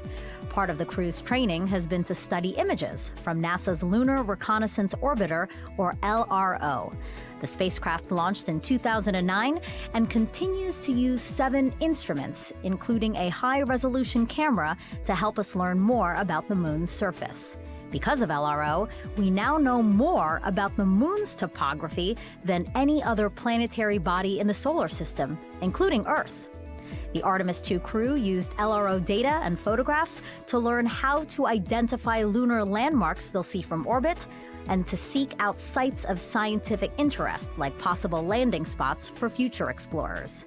While helpful for planning Artemis missions, people back here on Earth also use LRO to predict the shape of the moon's shadow, or umbra, during total solar eclipses. The moon's shadow will change throughout the eclipse, depending on the lunar terrain and the elevations of observers on Earth. People may even see what looks like an arc of solar diamonds around the moon as sunlight peeks through lunar features like craters. That's a look at your Artemis Moon Minute. All right, joining us on the host desk now is a familiar face here. Oh, actually, sorry, Snoopy. Oh, I just revealed that it's Snoopy. Well, I just want to wave real quick to the crowd here at the Great Lakes Science Center, just outside of our host desk, waving at us, waving at the camera. I'm waving back at them like they can see me. But I did just spoil the surprise. We do have Snoopy here, our Chief Safety Officer here at NASA, and he's here to tell us how to safely watch the eclipse. So, Snoopy, if we were to watch the eclipse today before totality, what should we do? That's right. You should have your glasses on. That's right. Well, and what about during totality, Snoopy? Can we take them off then? Yeah, let me help you out here. Oh, Snoopy, there I can see your shining bright eyes. I love Snoopy. He's so funny.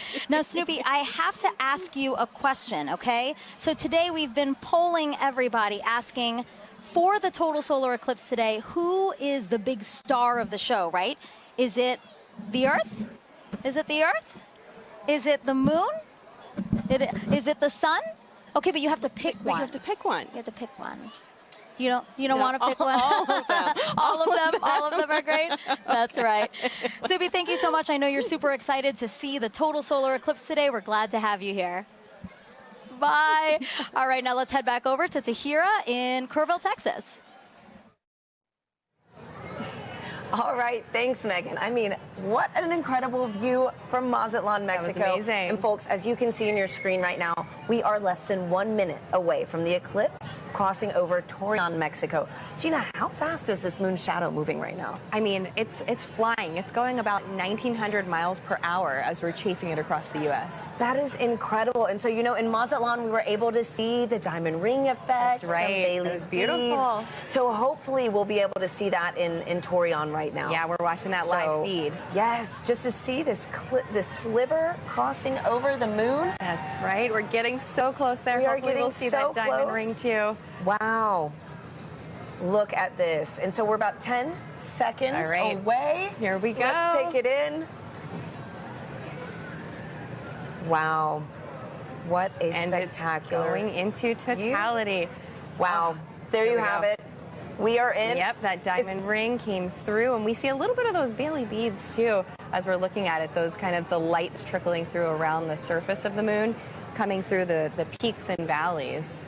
So what are we viewing on the left-hand side? This this almost pink color effect. Right, and so as we just heard from the last totality, you know, these pink fingers are popping out a little bit, and those are those solar prominences. They're appearing pink because of the helium rich, but we can see it. Let's focus on the corona here, that glow that we're getting, and we can see basically these streams that are coming out, a lot of that energy and brightness that we do not have the ability to see on a day-to-day basis. So with this total eclipse, we're able to see that corona nice and bright coming through in Torion.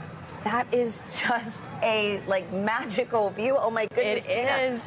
Gina, okay, and so we've got so many questions coming in online right now from viewers watching this.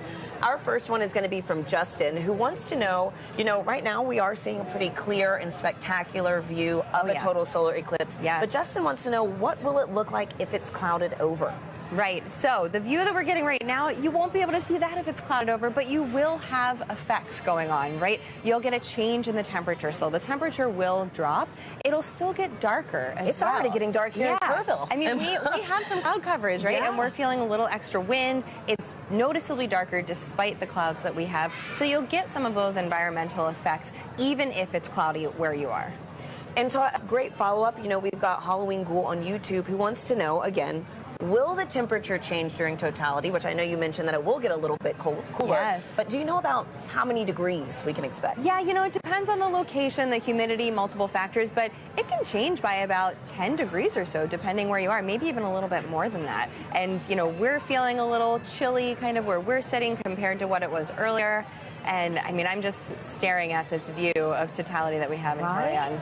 So we're about halfway through totality right now in Torion, Mexico. And again, I know folks said that this is almost double totality than 2017, right? That's right. And so in 2017, we had a little more than 2 minutes. So we're lucky enough this time that we have over 4 minutes in some places, too. This is so beautiful. And so our next question from Sibel on Instagram wants to know, why is the sun more active right now? So the sun is more active because we have an 11-year solar cycle. The sun goes from solar maximum to solar minimum, where it's changing its level of activity. Oh, and as you're seeing the screen, yeah, so I see in that the bottom right there, we can see that prominence extending out. And as we heard earlier in Mazatlan, that is potentially the beginning of space weather activity. So we're talking about solar maximum. If there's a time to see any of that space weather activity during the total solar eclipse, this is the time to do it. So let's watch that as we go through totality and our other locations too, and maybe we'll be lucky to see some of these features change for us. That is so beautiful. It is. And so Gina, too, how we're in a higher cycle. Solar cycle right now. How many years, is that fluctuation? Right. The solar cycle goes on for 11 years when it peaks in activity, and that's where we are, where the latest predictions are that we will reach that maximum sometime this year, and then it'll decrease in activity going back down to solar minimum. And so, Gina, I've got time for one more quick question from Christopher on X, who wants to know which other planets have the best eclipses. Oh, okay. Well, that's right. So eclipses don't only happen on Earth. Let's talk about Mars, for the fact that Mars does have eclipses when the moon crosses in front of Mars. Mars has 2 moons, and the rovers on the surface have captured images of those. But no other planet has a view quite like this, right? Nope. That is special for us. Just the distance and the size of the moon makes it such that it will completely block the sun as it's doing today. Wow. And you can see there's that diamond ring effect as we are coming out of totality in Torion. What an incredible Wow, it's a bright one too. Look at that. That is a bright one. So is this what, a Bailey's bead, or? So that's going to be that diamond ring, just how bright it is. Bailey beads are a little bit smaller as they kind of bubble over the surface, but folks who are in that location should have those safety viewing glasses back on so that they can now view the partial eclipse that they are experiencing. Well, that is fantastic. And the next time we see this eclipse, it's going to be right here in Kerrville, Texas. So folks, the countdown is on. We've got about 10 minutes until we see this with our own eyes. You can hear people too. Yes, big moment right here in Kerrville. For now, let's check back in with Lauren at the Indianapolis Motor Speedway. Thanks to Hira. We are getting close to eclipse ourselves, but for now, we have a very special guest, NASA's very own Pam Melroy, Deputy Administrator and former astronaut. Pam, it's good to see you. Oh, it's great to be here. I'm so excited. It's very exciting. So what's it like being in Indianapolis for an exciting event like this? Well, it's a beautiful day here. And I love the fact that we're here with thousands of people in the Indianapolis Motor Speedway. But we're joining with millions of people around America looking up together to the sky. Absolutely. And tell me, is this your first eclipse? It's not my first eclipse, but it will be my first totality. Oh. I've seen several partial eclipses, but there's something mystical and mysterious and in some ways unifying about a total eclipse, and we're all going to feel it together. Absolutely. We could not have lucked out more on this weather today. So as a former astronaut, we know that sun science and space weather are very important to keeping our astronauts safe. What is space weather, and why do we care about it? What is NASA doing to study it? Yeah, that's right. It's actually very important. It is of concern for astronauts who are in space because they experience the radiation of the sun that comes from solar flares and solar weather. But the reality is it's also affecting life here on Earth. It impacts the upper reaches of our atmosphere called the ionosphere, which is an electrified part of our atmosphere that is a conduit for communications. It's critically important. It can even affect power grids. And of course, if you ever have seen the Northern Lights, you've seen the effect of solar weather. But really the focus for today is where that solar weather starts, and that's in the corona, the sun's atmosphere. It's very unusual, and we don't exactly know what's happening because the sun's atmosphere is millions of degrees hotter than the surface of the sun. So we are hoping to learn today more about how that happens and why that happens so that we can better predict those solar flares and those things that impact us here on Earth. Yeah, that's all extremely important and something that we're learning a lot today too. Pam, thank you very much for joining us today. Thank you. As we've learned, solar eclipses are very important to learn for many, many reasons. We have radio telescope operators who are studying the eclipse today for this very reason. Let's take a look at that work. When the moon blocks the sun during a solar eclipse, there is a noticeable impact on Earth's upper atmosphere, known as the ionosphere. These changes can affect radio communications, including amateur radio, also known as ham radio. Ham radio is a way you can talk to people all around the world. You set up a radio and antenna. You talk into the radio sends a signal up to the antenna sends the signal up to the sky. It bounces off of the electrified layer of the sky back down to Earth, where you can talk to the person on the other side. During the 2024 Total Solar Eclipse, the Ham-Sci Citizen Science Project is inviting ham radio operators to transmit radio signals. The goal is to have people make as many radio contacts as they can with operators in different locations during the celestial event. By recording how strong their radio signals are and how far they go, ham radio operators and scientists can learn about how the ionosphere changes during solar eclipses. Sometimes you can talk around the world, and sometimes you can't. And that's all based on what the ionosphere is doing, what the sun is doing. When it works and you are able to talk to these faraway places, I find that really magical. To learn how you can participate, follow Do NASA Science on X and Facebook.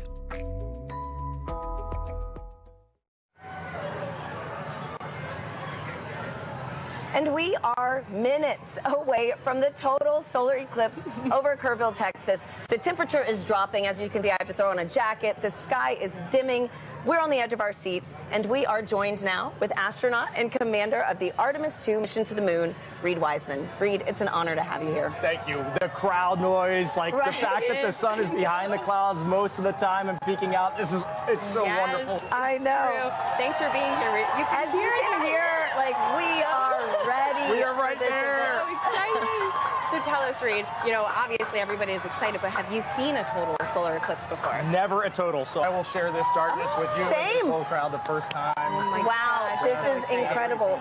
That's so, great. too, what considerations do you and your fellow Artemis astronauts need to think about when related to the sun when traveling back to the moon? Well, it's great to see Pam Melroy on your last clip, a dear friend of mine, so it was nice to see Pam's face over there. But When we're heading out to the sun, it's really radiation is our big thing that as we're heading out to the moon. Yeah. It's really the Not the solar sun. radiation that we're most thinking about there as the danger from the sun, and the Apollo astronauts dealt with it, and we've dealt with it for a long time on the International Space Station, and we have a lot of data from the moon from our NASA probes that have gone out there and collected, so we think we know what we'll encounter. Great, okay. And tell me, Reed, how does it feel to be the commander of NASA's first crewed mission going back to the moon since Apollo? I'm flying with Victor Glover, Christina Cook, and Jeremy Hansen, the three best. Team, That's yes. amazing. I know, so every day that I go into work, I won't say every day is easy, but every day is fun, and I'm flying with people that have principles, they have integrity, and they have just so much knowledge and professionalism. It's a dream come true. And getting to work with the whole team, the international team, it's the best. Wow. Well, thank you so much for being here with us, Reed. You know, really quickly, do you have any advice for anybody that might want to follow in your footsteps one day? We always say that you have to find that job that you love, go all in on it, live your best life, be as good of a professional as you can, and someday apply for the program. And we look forward to seeing your application come across our desk. Thank you, Reed, and good luck on your upcoming mission. Thank you. Great to be here. Now, if anybody feels like reaching for the stars, NASA is actually currently accepting applications to be an astronaut.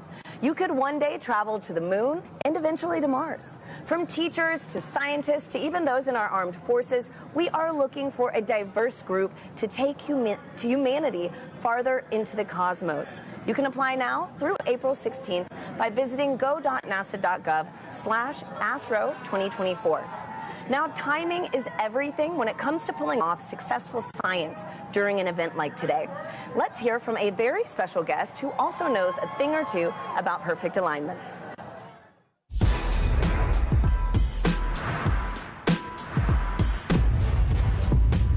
Hi, I'm Paul DeYoung, shortstop for the Chicago White Sox. What does it take to do my job? Gotta know your physics. I specialize in predicting the path of fast-moving objects at a split-second pace. At my position, it's key to know exactly where and when two paths will cross. Just like NASA needs to know when the Earth, Moon, and Sun will align to predict the solar eclipse. Working it all out on the whiteboard is one thing. They're ready for this. Solar eclipse delay at Volcano Stadium. But seeing it in action is a whole other ballgame. And on April 8th, you can see just what I mean as a total solar eclipse crosses the United States. NASA has mapped the detailed shape of the moon's surface, so we know exactly where the moon's shadow will fall. And you know where to be to see the eclipse in person, even if it's from the stands. Don't miss your chance to experience the beauty of science in action, and maybe catch a ball game.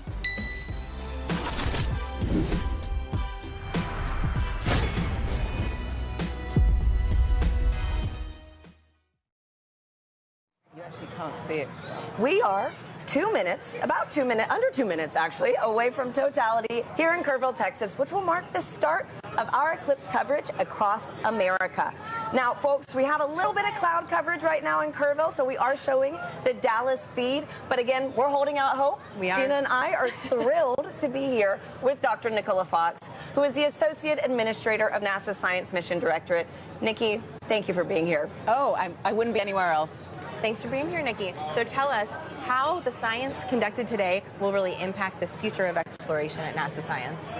Oh, wow, there's so much that we're going to be doing today. We're going to be studying the sun. We're going to be studying the Earth's atmosphere and how that changes. You can see it getting dark here. And, you know, we've got these little magnetometers. They're going to be all across. We have 30 of them all the way across. I'm going to hold it up. Very nice. Love magnetometers. Magnetometers, and we're gonna be having these all the way across the path of totality. And it sounds like we should go. We should get up. Oh my goodness! Let's go! Oh my goodness! Less than a minute. Oh my goodness! Wow. Okay. All right. Glasses on, Nikki. Yes. Yeah, or glasses no? on, but we're about to get. Yeah. There's some cloud there's coverage. some cloud coverage. It's trying to peek out. It is trying. It is trying. It is trying. It is getting dark here. The wind's picked up. You could actually see the birds started flying in a very weird pattern a minute ago. Good point. Come on, clouds. Everyone's screaming. Yes. You know, I might have to switch to Team Sun. Come on. Oh my goodness. We're there. We're nearly there. Okay. Here we go. Wow, the crowd is counting down. Yes.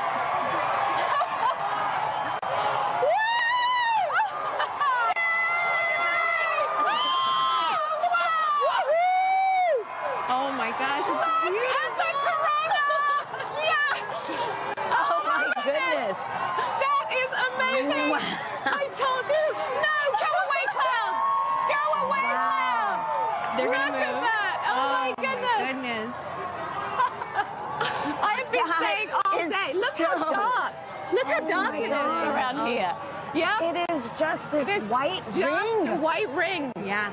It's so dark. It is so dark. It is You so can see dark the planes here. in the sky You much can. better. Wow. You can. Everybody's We have just planes and helicopters and drones. The whole all over the crowd place is today. just Here we the go. clouds are gonna clear Look for at us. that.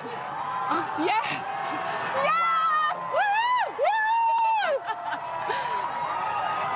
Oh my Look at that. Just This is look amazing. at that. That is And we have incredible. about, what, 4 minutes Oh, yeah. to 4 just minutes bask. and 25 seconds. To be Yes. I mean, this really, Yes. again, reminds you that we are on this one planet, you know, Yes. in this larger system.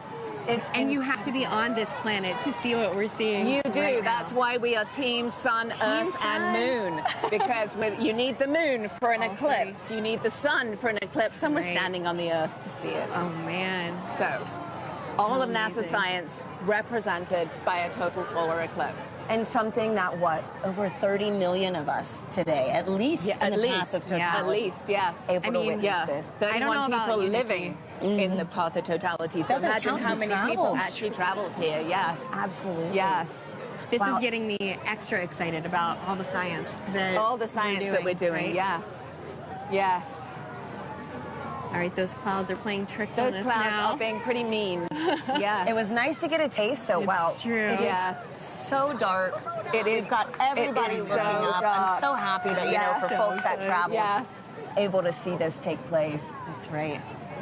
And so- it's been such a waiting. great atmosphere here all day. Every Yes. time the sun comes out, everybody Everyone's cheers. cheering, Yeah. counting down. It has been incredible. And so, wow. That's true. Oh, Nikki, what's your favorite part about these?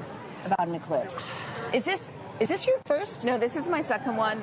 2017. I was in Nebraska and I saw it there. But I think there's just you can study the sun, you can study the corona, but suddenly you see it with your own eyes, and it's that feeling of just wow, that is our star. Like that isn't just. It isn't just the sun anymore. That's a star, and you see it looking like a star. And as we study. As we look for exoplanets in other galaxies that might be able to support life, we need to understand our relationship here on this planet with that star. And That's so right. it's so important. And I think when you see it, you're just like, wow, it actually is a star. Yeah. It's not just a bright point of light in the sky. You can see the structure. You can see just how exciting the sun is and actually how dynamic it is. Yeah. And it's not often in heliophysics that we can actually see the science that we're doing with our own eyes. That is right. So it's That a is rare right. experience. Or even sharing it, millions of have us so today. many people partake. Yep. That's right. It's pretty windy too here. It is windy. And so I know earlier in the show we've mentioned that total solar eclipses really might only pass through a certain location, say every 375 years. Mm-hmm. Yeah. Can you explain how come we don't see eclipses like this every day? month? Yeah. Every month. Because the moon's orbit is actually tilted, and so most of the time when it passes in front, it doesn't block out the light for us. At this particular time, it is right on the plane between the Earth and the Sun. It is actually at its closest point to the Earth, and so in the plane of the sky, the moon is exactly the same size as the sun, and that is very unique. That is so special, too. Yes. I mean, what are the odds? It's the 400s, right? It's Yes. The distance between the Earth and the Moon is 400 times closer than the Earth and the Sun, and the size is 400 times smaller as well. So it just blocks it perfectly. Yep. It does, and right now the clouds are blocking it perfectly. Hey, but we got a taste of it, which We was did. very nice, and we are We chasing did. this eclipse across North America today. We are. So excited Yeah, to we see it are. from these I other think it wants to locations, come too. out again. I don't know. do, These too. clouds are thinning. Yeah, the clouds. You can hear the crowd cheering. The crowd's getting excited. We're hopeful. Yeah. Channeling all that good energy. Yeah. This crowd has been great all day. Oh, yes. All day. It's crazy to believe, too, that it was so dark and it's only like midday. Oh, yes. Yeah. Yes. Yeah. Wow, and we're starting to get some of Starting to get the light back. Yeah, starting to get the light back. Yep. So unfortunately, we did not see the diamond ring at the end of the eclipse because of the clouds, which is always a crowd pleaser. But we did see it actually right before totality. There was suddenly this beautiful bright one light, and then it all went dark. So we did actually see quite a few great features on the sun, and somebody actually was saying they could see a sunspot. Obviously through their glasses, but they could see a sunspot. So yeah. Can you clarify what the sunspots are for our viewers? Yes, absolutely. So if you were looking through your glasses, you might have seen a couple of dark spots on the sun. They are actually very intense places. There's very, very intense magnetic field there. They're very active, and that is what can cause space weather. So every now and again, those active regions can sort of explode and then send billions of tons of solar material towards our planet. Wow. Well, this was fantastic. Thank you so much, Thank Nikki. you, This was Nikki. incredible to experience this with you. Let's follow this eclipse right up that path. Next up is Dallas. We have Joy and Michael standing by for their big moment in the sun. Yeah, you can feel the temperature change. The wind has completely quieted down. Yep. So the energy here is amazing. So with me right now is Dr. Michael Kirk. He's one of our eclipse experts. Michael, we saw an annular eclipse back in October, but today is a total eclipse. How are you feeling today? It is totally different. I am ecstatic. The annular eclipse was really cool. This is, you can feel it, the energy here is electric.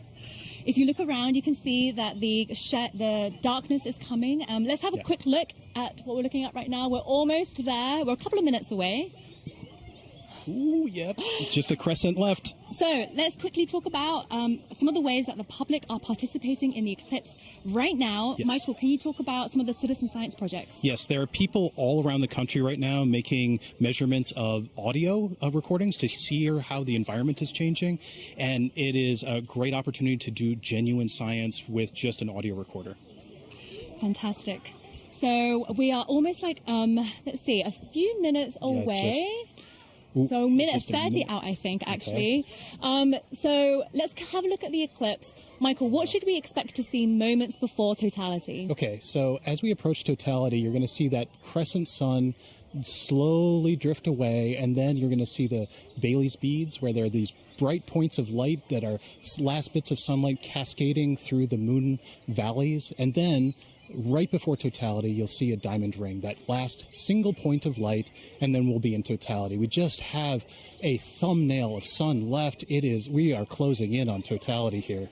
Wow, we see a slither of the sun left. Remember, you can only take your safety glasses off when the moon has completely covered the sun. And in Dallas, Texas, we are seconds away. Oh my goodness, I can feel my heart racing. You can hear the crowd getting excited. The birds are chirping and they seem like they're going into their nighttime routines. Wow. So we are a few seconds away. You can hear the crowds cheering. Here we go. Oh my goodness. This is absolutely ecstatic. The darkness is coming over Dallas. Here we are. Just a few seconds 10 left. 10 seconds. Woo! Oh, I'm so excited. Okay, we are 5 seconds away from totality. One little bit. It's totally dark here. Deep twilight around here. Wow. You can hear the crowd. Here's the last bit of lights, and we're in totality. Woo! Oh my God. Oh my God. That is absolutely breathtaking. Oh my God, Michael. How are you feeling right now? I am just awestruck. I mean, there's a few high clouds, but the beauty of the corona is clearly visible. You can see that spiky structure just poking out. It is heart-stoppingly beautiful. Oh my goodness, I have tears in my eyes. I was not expecting this. This is one of those experiences that you just never forget. I feel so special to be right here, right now, experiencing it, and knowing that people literally across the nation are doing the same thing it's truly amazing. Wow, let's take a moment to take it all in. This is absolutely breathtaking. Wow.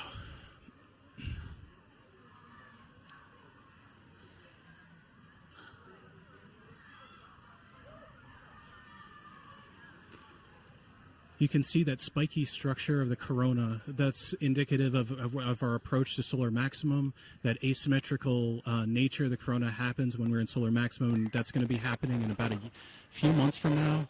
So that means that this view of the corona will never happen again, ever. This is a completely unique view that even if you see a million solar eclipses, you'll never quite see one like this. So, Michael, you study the sun. What is it like to see the corona that you don't normally see? I mean, I just, there are no words. I spent my life studying this thing, and to be able to see it and feel it is, I mean, it's just tremendous. You can see a prominence in the chromosphere, the middle atmosphere of the sun is a pink spot. And that pink loop is what I spent 5 years doing a dissertation on, that one little pink loop. And it's just, it makes it all feel like it's in perspective now. I can't believe how clearly I can see those pink loops and the structures in the corona. We can see a few planets out as well. They're brightly shining in the sky. And actually there's a plane racing across the shadow as we speak as well. And I just want to take a moment to say huge thanks to our telescope operator, Vanessa Thomas, for providing these views. This is just so stunning. People are applauding here, as you can hear. I mean, I think everyone here is getting exactly what they came for, which is just that sense of your place in the universe. This is our closest star, and being able to see the star like this is truly special. Okay, we have 1 minute left of totality. Oh, the time just passes way too quickly. The next eclipse won't happen across the U.S. for another 20 years, so this really is a once-in-a-lifetime opportunity for a lot of people. Absolutely. Our friends up in Alaska will see their next eclipse in 2033, so I am like already thinking I need to go there. I mean, it's just, Yes, it doesn't matter what I need to do. I just have to go there. Wow. So we're 30 seconds out. Oh, my so goodness. right before totality ends, our telescope operator, Vanessa, is going to put the solar filter back on. But let's just cherish these last few moments of totality in Dallas, Texas.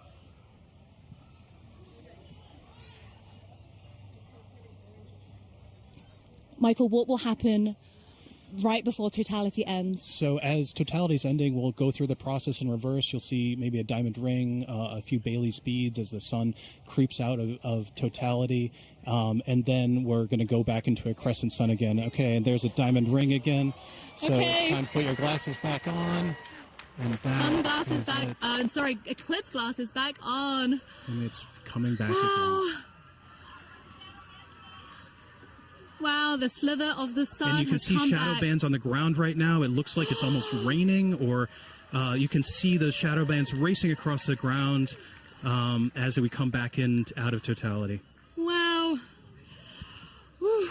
Oh my goodness, Michael, that was amazing. I was not expecting to feel so emotional. I still have tears in my eyes. It just grabs you. I mean, it is unlike anything else. It's as amazing as seeing anything in the natural universe. Like I said, there are no words. Michael, thank you so much for being with us in this very, very, very special moment. I feel honored to be here. We truly are in a special place in the entire universe right here, and I'm just so happy to share it with you. So now let's head back to James at NASA's Kennedy Space Center, who's with the eclipse moon. He's tracking the shadow moving across the U.S. James, how are things looking on your end? Yeah, wow, Joy and Michael, really cool view there. It's insane to see just how dark it gets. It's literally like nighttime there. You can hear the birds chirping in that shot as well in the gardens. Absolutely beautiful. We've got a bunch coming up in just a few moments here. Our next eclipse path target here for the NASA broadcast is in Russellville, Arkansas. They're going to have a long window too, 4 minutes and 12 seconds. They're expecting that totality kickoff at 1:50:05 to be exact.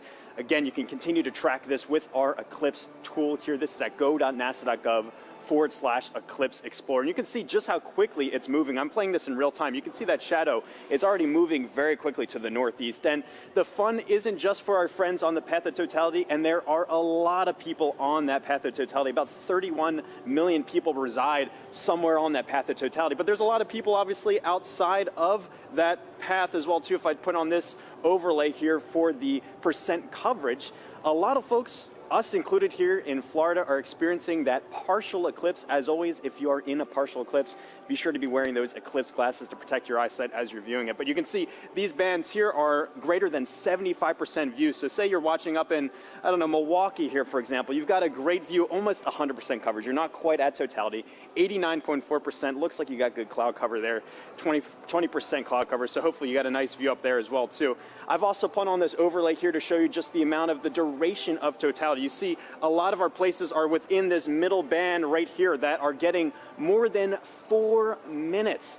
It may seem like a lot of time, but as you've seen just how quickly that can go by. Michael sounds like he wrote his whole dissertation, a 5-year piece on those just few moments there. This just passes so quickly, and again, if you miss this, the next time you're going to have to wait for this in the U.S. is not going to be until 2045. So again, make sure you're previewing exactly when to expect that peak time of coverage wherever you are in our path of totality or even outside of that path of totality. So a lot coming up very soon. Again, our friends in Russellville look like they have great coverage there as well too. Only 9% cloud cover, so hopefully they're getting a really nice view.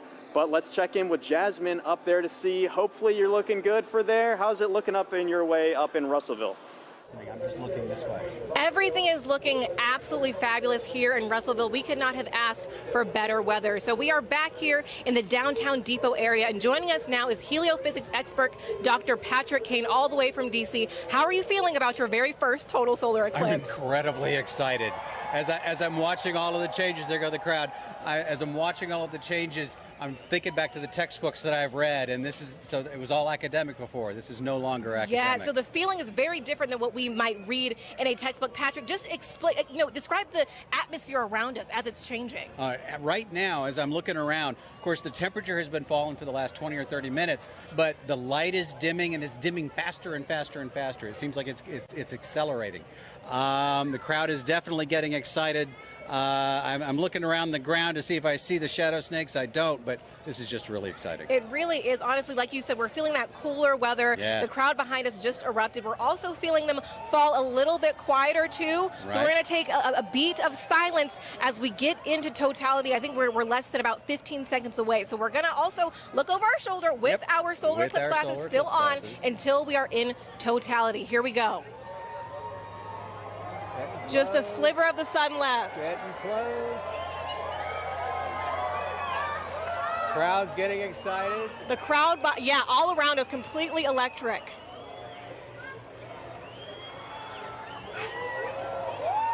Going.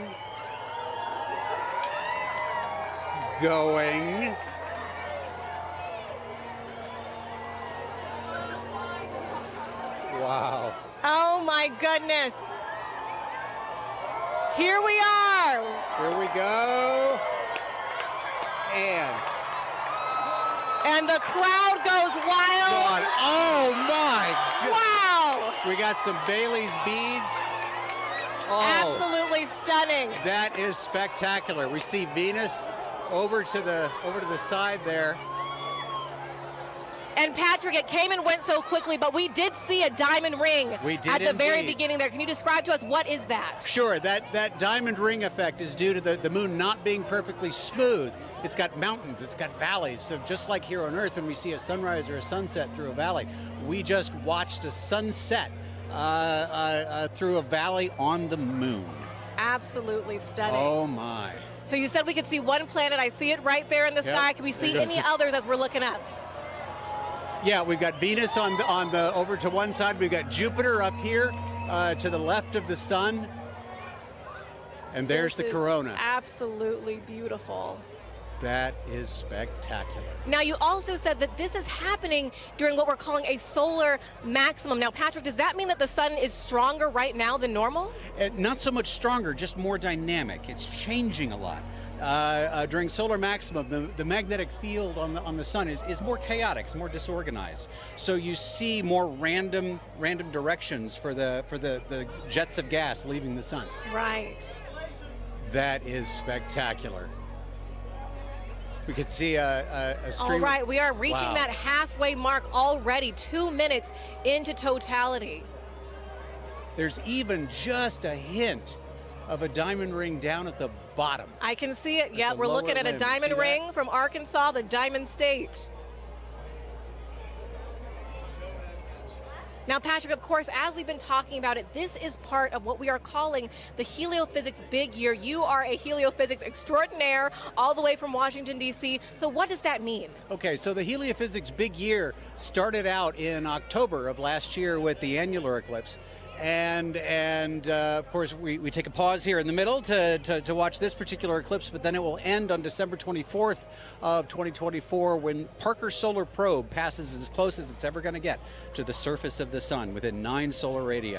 Oh, wow. And I'm sure that means a lot to you because you worked on Parker Solar Probe about 20 years ago during its inception. So tell us a little bit more about that. I worked on a concept study for Parker Solar Probe back when I was a graduate student in around 2002 or so. And back then, the idea was for it to actually dive into the sun rather than orbit the sun. So it was going to be a sun dive. Wow, that is fabulous. This must be a very full circle moment for you, right, Patrick? This is brilliant. This is absolutely brilliant. And that diamond ring has been Wait a minute. That's pink. What we are actually seeing is down into the chromosphere now of the sun. We're seeing a little bit deeper than the corona. I believe it's because of the pinkish color. We're looking down into the chromosphere, which is the next layer of the atmosphere of the sun down. Oh, wow. Wow. Oh, my God.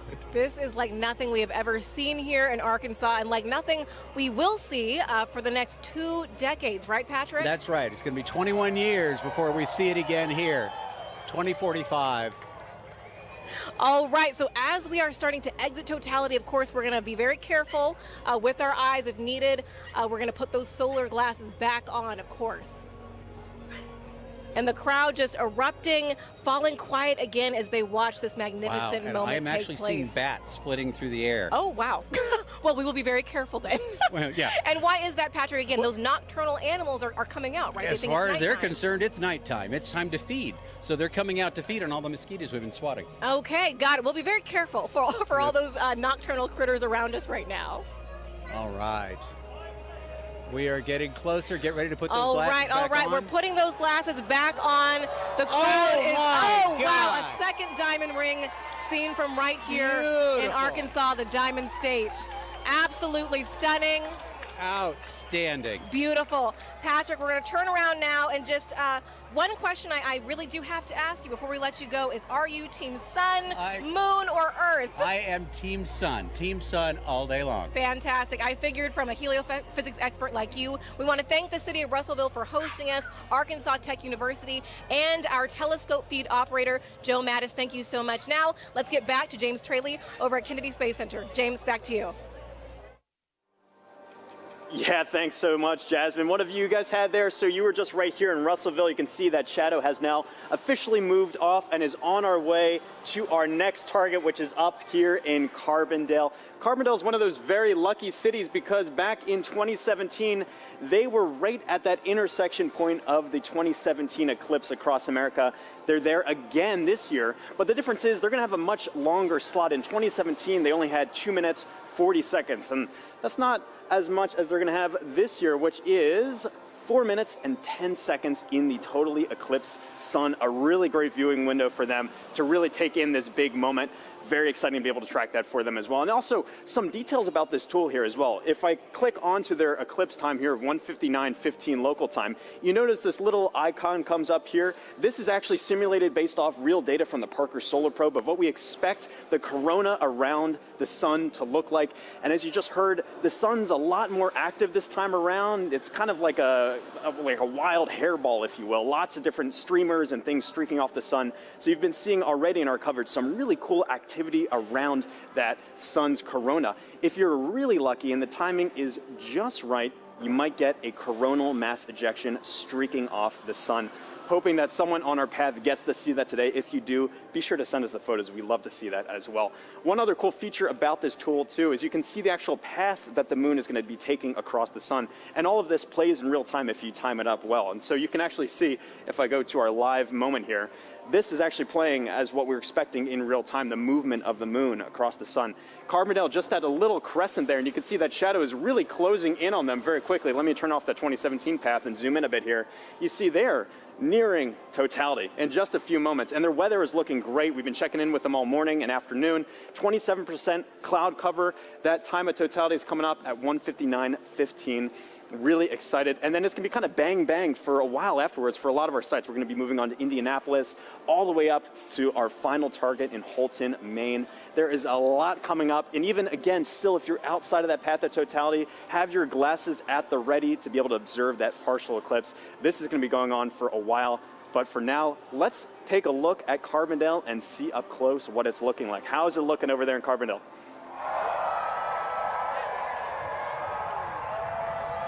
Couple more minutes. Well, the crowds are going nuts here in Carbondale at SIU at Saluki Stadium. Bob Baer is with us, and Bob, it's amazing. I'm afraid to look up. I know it's not quite ready yet, but tell us, what do you expect here for the eclipse today? Good weather. It's good weather right now. We have high clouds, so totality is going to look just a little bit fuzzy to us, a little bit hazy, but we are moments away from seeing the diamond ring here. This is awesome. Oh, I thought we saw it. I think we got about 1 minute. Okay, 1 minute away. Now, today we're having longer totality. So are you feeling the temperature change? Because I'm already feeling the temperature drop. I felt the temperature dropping about 20 minutes ago even, and the wind picking up a little bit. And I think, yeah, we have 4 minutes and 9 seconds here, so it'll continue to get cooler. And we got a lot to look at in the sky. I'm very excited. I'm looking up when I can. Oh, it's so close. It's getting very dark right now. See the very dark. You can see the shadow going across. This is the start of it. It's dark over here. It's light over there. This is amazing. Crowds are going nuts. We're about to get word that we're at totality. Oh, you can see the planets. The crowds are going nuts. This is crazy. Bob, this is amazing. Here we go. Don't look at the sun yet. It's not quite totality, but you can still see some of the planets right away. Very close. You got about 15 And the crowd seconds. is very happy. Shadow bands. Oh, total darkness here. This is incredible. Oh, wow. There it is. Diamond ring. Diamond ring. Wow, that's amazing. It's amazing. That is awesome. Look at that. Oh, and Bob, that's amazing. Wow. Jupiter. Complete totality. I see Jupiter. Oh my gosh, that is gorgeous. Wow, this is amazing, Bob. Wow, that is huge. So we have some prominences. I think we want to go look through the scope. Look through the scope. I'm going to walk over with you as you talk through the scope. We are right here at one of the telescopes that we have positioned here. Bob is looking through with the naked eye and so you got going to give us some feedback on that.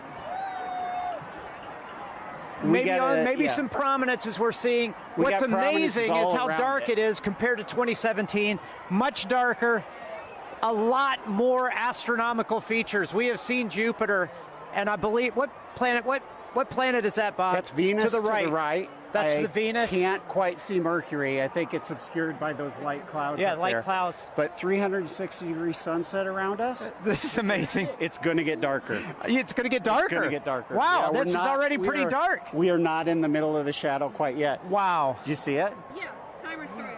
Okay, 2:46 to go. Okay. Yeah. All right, so we're getting some live data from the team here. I tell you, it's really impressive, Bob, because... Oh, my gosh, it's getting better. See that prominence at the bottom Yes, at the bottom, there's a prominence. I see it. Wow. I keep looking I can't believe the clarity. It's so much darker than 2017. It's gorgeous. And what's awesome, we have 6 telescopes running back here, capturing data, streaming this.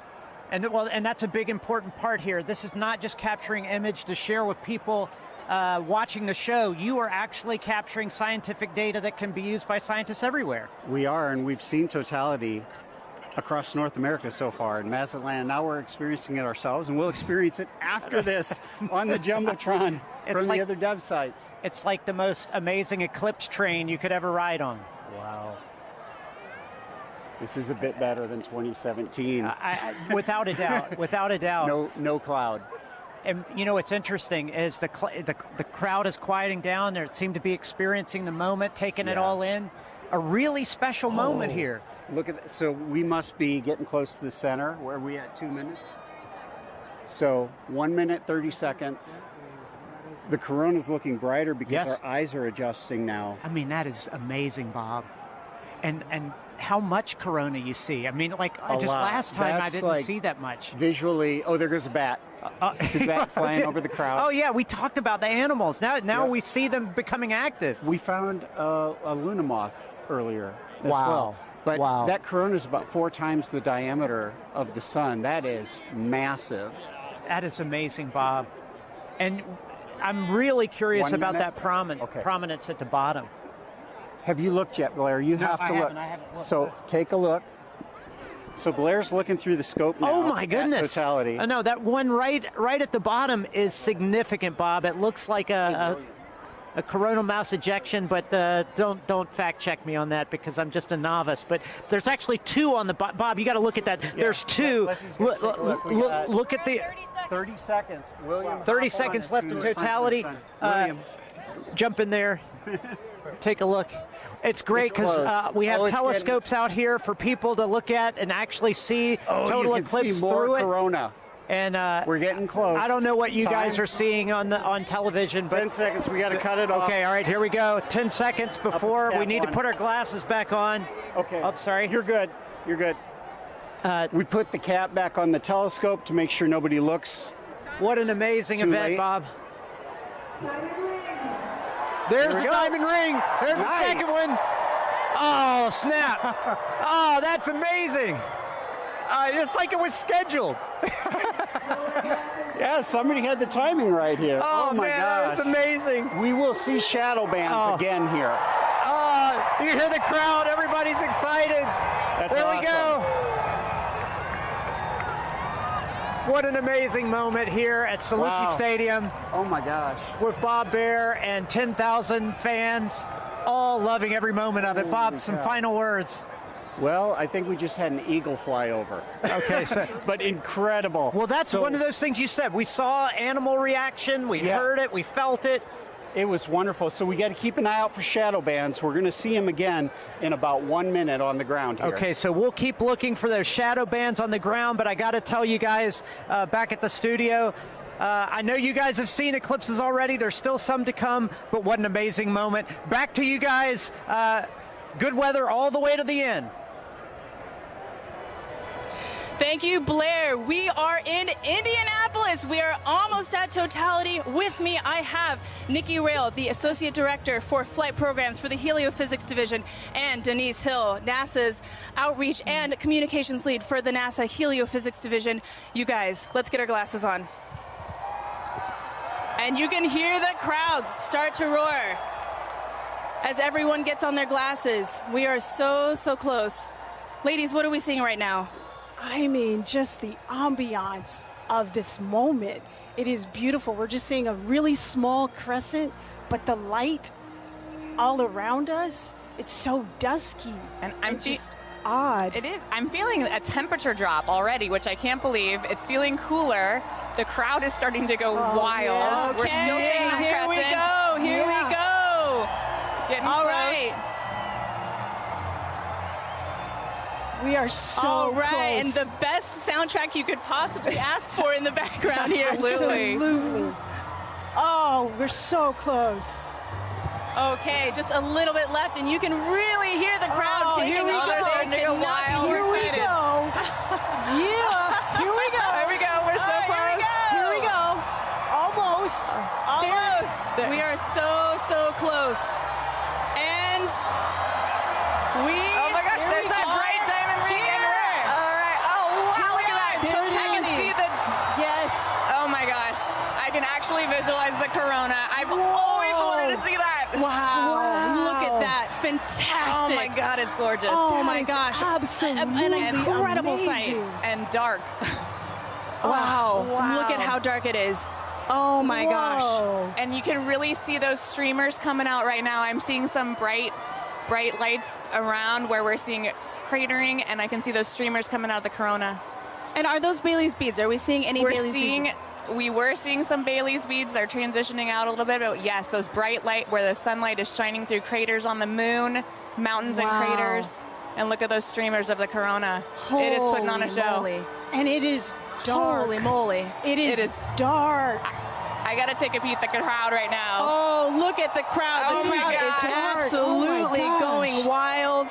Everyone's got their phone out. It is now safe to look at the eclipse without your glasses. Wow. What an amazing sight. Folks, we've got 4 minutes here, a little under 4 minutes to enjoy this. Wow. And if you were in an open field right now, you'd be able to see a sunset, a 360-degree sunset all around us. Yes, and you can see a little bit of that You now. can see the light around us a little bit. I have to say, this is my first total eclipse, Denise. This is my first total incredible to see totality. Wow. This is a bucket list moment for me. This is incredible. Really a once in a lifetime, unless you're an eclipse chaser, which I'm considering it. I might become one after this. Yeah. I quit my job. Wow, Oh fantastic. We spent so long trying to see that corona, and to see it with my eyes. Yes. Your own eyes. Yeah. Wow, just gorgeous. I'm just in awe of being this person on this rock moving around the sun. Yes. I can't even believe it right now. Yeah, and to share this moment together with 50, 60,000 people all looking up at the moon and the sun all at once. It's just an incredible experience for all the folks here in Indy and for all the folks watching. I hope you can take, the amazing energy and excitement from this crowd. What a special moment for the United States. Oh my gosh, did you hear that? Look at this and everybody. Oh, there we go, the crowds. Wow. Wow. Okay, so I think we're seeing...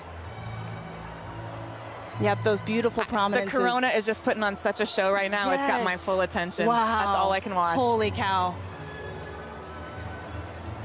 We've got some very appropriate music going on in the background here. This is the best version of getting mooned that I have ever experienced in my life. Don't strain your eyes. Wow. I am just in awe. There just aren't the right words to describe this. I'm just noticing it feels so strange to me right now. Like, I feel the hair on my arm standing up. I feel like it's nighttime and what am I doing? And it was daytime. And actually, folks, we're starting to get some nighttime insects coming out. Yes, we're starting to see bugs. Yeah, we are seeing bugs in light. It's hard to hear them over the crowd, but I can definitely see them flying. Yes, I think the animals are a little bit confused.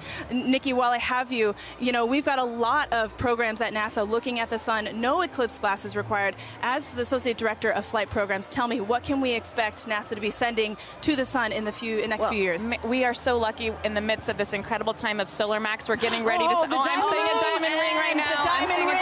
Take a look.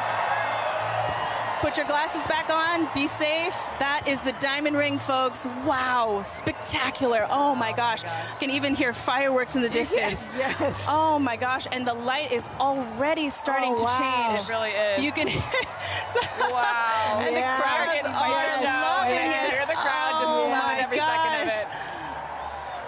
Oh, what a moment. I love those fireworks. Indianapolis is really pulling out all of the stops, and we love them for it.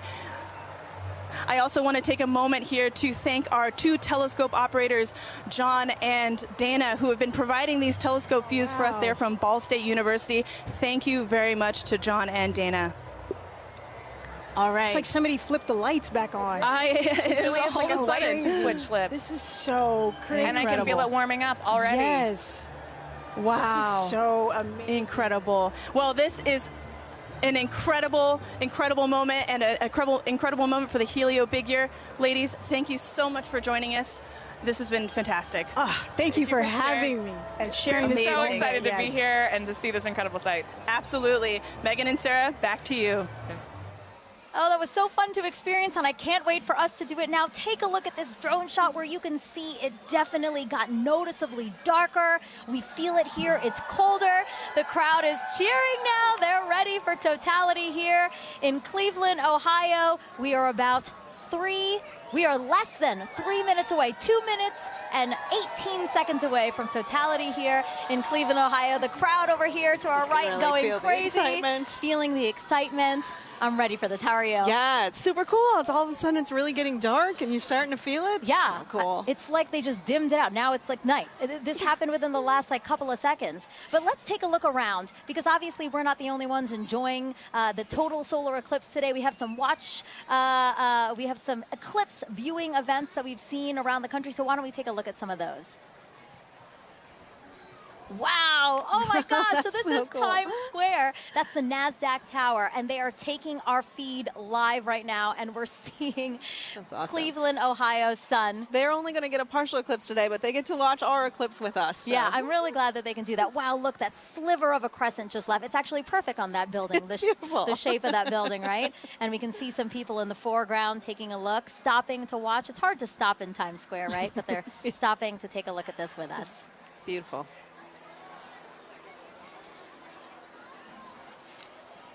Oh, awesome. So this is just next to us. This is Progressive Field here in Cleveland, Ohio. So the Guardians have their opening day today, and the first pitch is like after 5 o'clock. But as you can see, they've opened up the stadium, and people are in there to enjoy Yeah, big crowd the in there to watch that. That's great. Yeah, you can. Oh my gosh, Oh, it just got darker here. Yes. Oh my gosh, that's so interesting. And then Mentor Civic Amphitheater again. The field starting to fill, and everybody looking up at the sky for their opportunity to see today's solar eclipse.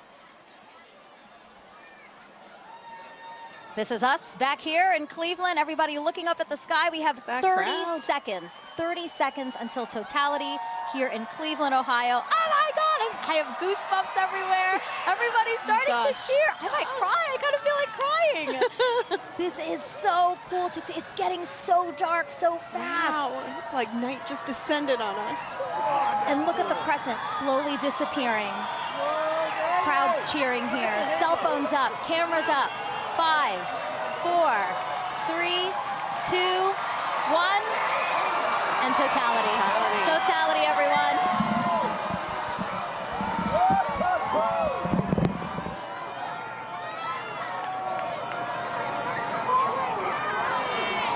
Oh my God. Oh wow. Oh my God. I was so nervous. Wow. I know, I wasn't sure because we had some high clouds, but oh my goodness, you can see that corona extending out. Oh wow. Yeah, the clouds were really bothering me and really scaring me. You get very cloudy here in the last hour and a half, but we have a great view here in Cleveland, Ohio. Yes. Wow, look at the corona. You can hear the crowd. Wow, everybody's got their phones out. Oh my gosh. Wow. You know, I saw pictures of what the shape of the corona might look like from our NASA scientists, and it looks exactly like they predicted. Oh my gosh. Oh, and you can see Jupiter and Venus. Oh yeah, look at that. So Jupiter's to the upper left of the eclipse that we're watching, and just to the right of it is Venus. Yes. Oh, and I see some of those pink protuberances we've been talking about all day. Wow. Beautiful. And again, all around us you see light, but just at the top where we are. 360 sunsets. Exactly, exactly. Yes, Indianapolis had described that as well. Woo! We have totality here for 3 minutes and 50 seconds. That is such a luxurious amount of time. I saw the 2017, I think we only had about 2 minutes. So. And why is that? Why does the length of totality differ? Oh yeah, well, because sometimes the moon is a little closer, a little further away. Its orbit's elliptical. And so when it's further away, it looks smaller in the sky, but when it's closer, it looks bigger, and so we get a little bit more extra time. Look at the prominence. You can see it on the bottom. On the bottom there. So pretty. Wow. It's like bright pink. That is insane that you can see it from there. From here. Yes. Just like the power of our sun. I'm truly in awe right now. And cold. I'm in awe and cold. It did drop. It is dropped noticeably 10 colder. degrees. It's like, yes. Yes. Looking around to the crowd. A lot of people videotaping it, trying to take photos. It's the lovely backdrop of the Cleveland skyline. Yeah, that's beautiful. We have the stadium right next to us.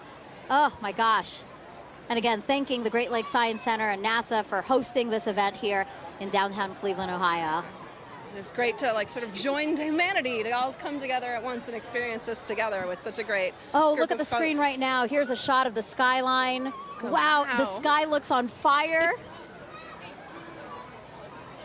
Beautiful. A lot of excitement still here in the crowd. Sarah's just taking it all in. Sarah, you're supposed to be commentating. You're supposed to be saying. It's so beautiful. So you can tell that we have some cloud cover, right? It's kind of hazy here, but still. It is, yeah, some high clouds. I was worried about it, but like we can still really see, have a pretty good view here. Wow.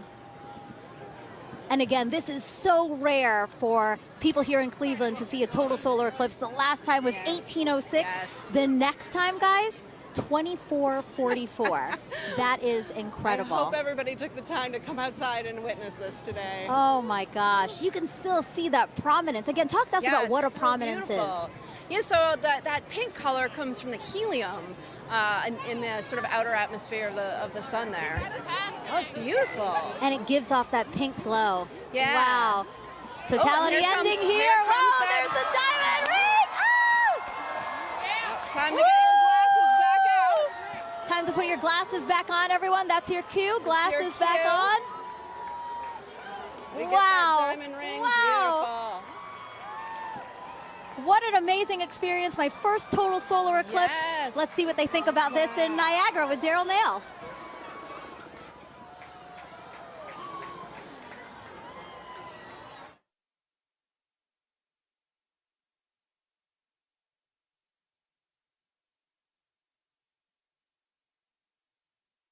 Over the entire area. You can hear the crowd erupting at various moments when the eclipse has been seen, but we are under pretty cloudy conditions, and David Sheeny is with us. He's a program executive with the Heliophysics Division. David, this is a challenging situation to be in order to try to see this eclipse. We've seen glimpses. We have seen glimpses, so we're basically spending our time staring at the sky, hoping for a little bit of a glimpse of what would be a totality. So right now, the sky has just completely gone dark. You see all the lights, basically, everybody's cameras and everything else are all making it lighter. And it's gotten significantly colder as well, just over the last several minutes. And it's fascinating to see it go night like this. We've been listening to everybody across the country enjoying totality and seeing it clear. That's not the experience we're having here. In fact, it's so cloudy that our telescope operator, Jessica Bellina, who's working very hard to try to get a lock on it, has not been able to get that telescope feed dialed in because she has to have a view of the sun in order to see it. So we don't have a feed for you from Niagara. What we have is just every once in a while you'll hear part of the crowd, only part of the crowd will cheer because I guess they kind of have an angle through the clouds to see just a little bit. Yeah, and the clouds have really only cleared out enough occasionally to even need eclipse glasses. So for the most part, you have a thick enough layer of clouds that you can see the eclipse without them, and it's just fine. So a lot of us have been able to just take regular pictures with our cameras. Let's take a look and just kind of enjoy the moment of darkness that we're in now. People have come from all over the world to be here. You can see some. It looks like it's a little bit lighter up there. Our spotlights are blinding these guys. Can we turn the spotlights down? So there, look, you got a little bit of an eclipse right there with people watching. So we're just catching little glimpses of things as we look up into the sky. So this might not be as exciting as some, but this is what we get. We're just hoping to have a little bit of a glimpse. Well, we've got 3 minutes and 29 seconds for it to happen. We're already a minute or so in. Right. We heard there's going to be skydivers that are going to jump out. Probably hard to see them. Yeah, I don't know that we'll get to see the skydivers. You can't see any of Niagara Falls really. It's basically all like as if it was night for us here. You can start to see some of the light come in from the other side. So we're taking now a view of Tupper Lake, New York. That's oh, look, there you go. Oh, hey, there goes totality right there. We're getting totality right now that we can see. There it is. We just got a really nice clear spot right there. So wow. Got a little bit of hole through the clouds so everybody could see. Just opened up. And now that was the roar from the crowd that you just heard, and just as soon as it showed. So yeah, we're continuing to watch the totality that we're getting right now. You can see a little bit of hint on the side as it's shining through. Well, there, ducked down. Yep. Jessica, so here we go. We have another view, a little bit, another little view right here. No. As it's starting to peek out around. Oh, there it is. So we're getting starting to peek out just around right there. Yep. Well, totality is complete. Yep. Well, that was a fun experience to watch and hope for, like just everybody else around here, hoping for a view. And we got it. That was a unique experience. Bring the lights up. And suddenly night is turning into light and day. Yeah, we're getting some light again. Oh, although that's a lot of light. I was worried there for a second that we weren't going to get anything. David Cheney, thank you so much for joining us. Appreciate you sharing this experience. I was really worried that we were going to see something. Fortunately for everybody here in Niagara Falls, we got to see a little bit of the eclipse. And yes, we did. That was great. Some of the cheering now. Thank you very much. All right, you're welcome. As we take a look around the falls, and people have not moved. They are still looking up, enjoying the partial eclipse now. We're going to bring in Jeremy Hansen. He is a Canadian Space Agency astronaut who has been at the falls with us for the past few days. And Jeremy, you're going to be on Artemis 2, of course, the mission. We'll talk a little bit about that. I'm going to be looking over your shoulder here, Daryl. Hey, make sure you put on your glasses. Well, we're still pretty safe. We got a lot of cloud cover, but that's true. That was actually, I think, exceeded expectations. Well, I mean, when your expectations start off with just clouds everywhere. Yeah. And I didn't think we were going to get anything. How did you feel when it finally poked through? I felt like success because we all really wanted to see it in totality, and we might have only saw it for 5 seconds, but we did get to see it, and we could see the corona, and that was just very special for me. So I really liked that. And then when it passed totality, it was like this amazing, hopefully the camera captured it, but just like that amazing sunrise just coming across the clouds. Actually, the clouds kind of made a nice backdrop for it, so that was pretty special. That was very unique, very special. I'm so glad and a little relieved that we got to see a little bit of it. That was the moon passing in front of the sun. You're going around the moon in September of 2025, currently scheduled for that. You'll be the first Canadian to do so. You just saw a real special moment. That's another one. What are your thoughts on getting ready to take that big trip?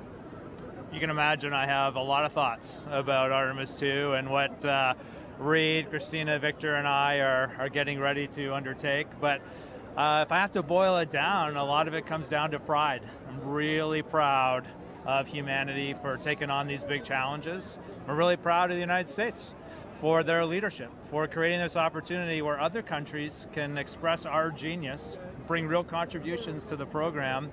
And now Canada is going to be the second country in the world to send a human into deep space. And it's got nothing to do with me. It has to do with the genius that the world is sharing. I just love that. That's amazing. Want to mention real quick, we are in full totality up at Tupper Lake, New York, not far from here in northeastern New York. We're here in western New York where light is continuing to shine and get a little bit brighter. It really is special, and we really felt that in the 4 days that you were here interacting with the public. Was that your sense? There's a lot of excitement around this celestial event that's happening and around space exploration in general, which I find really uplifting. I don't think space exploration solves all the problems or challenges of the world, but I do believe it is one of the pillars of those solutions. It doesn't matter what problem you're looking at, space plays a role. And I love it when I see our youth getting fired up about, asking me, how do I work at NASA? How do I work at the Canadian Space Agency? We're on the US side here, but I've had some Canadians come up to me. It's just something that brings us together, this, the spirit of humanity. Just like this experience we're having here, it's a very, it feels like community. We're all out here, just humans, just being humans and sharing something special. And sharing it together was really neat, that communal part that you talk about. Like, I felt a little bit of a bond with everybody here now. Yeah. You as well. Appreciated seeing you and having dinner over the past few nights. Just happened to work out coincidentally. Yeah. Really enjoyed the time. Great words today, and we will all be rooting you on for your mission coming up in September of next year. So good luck.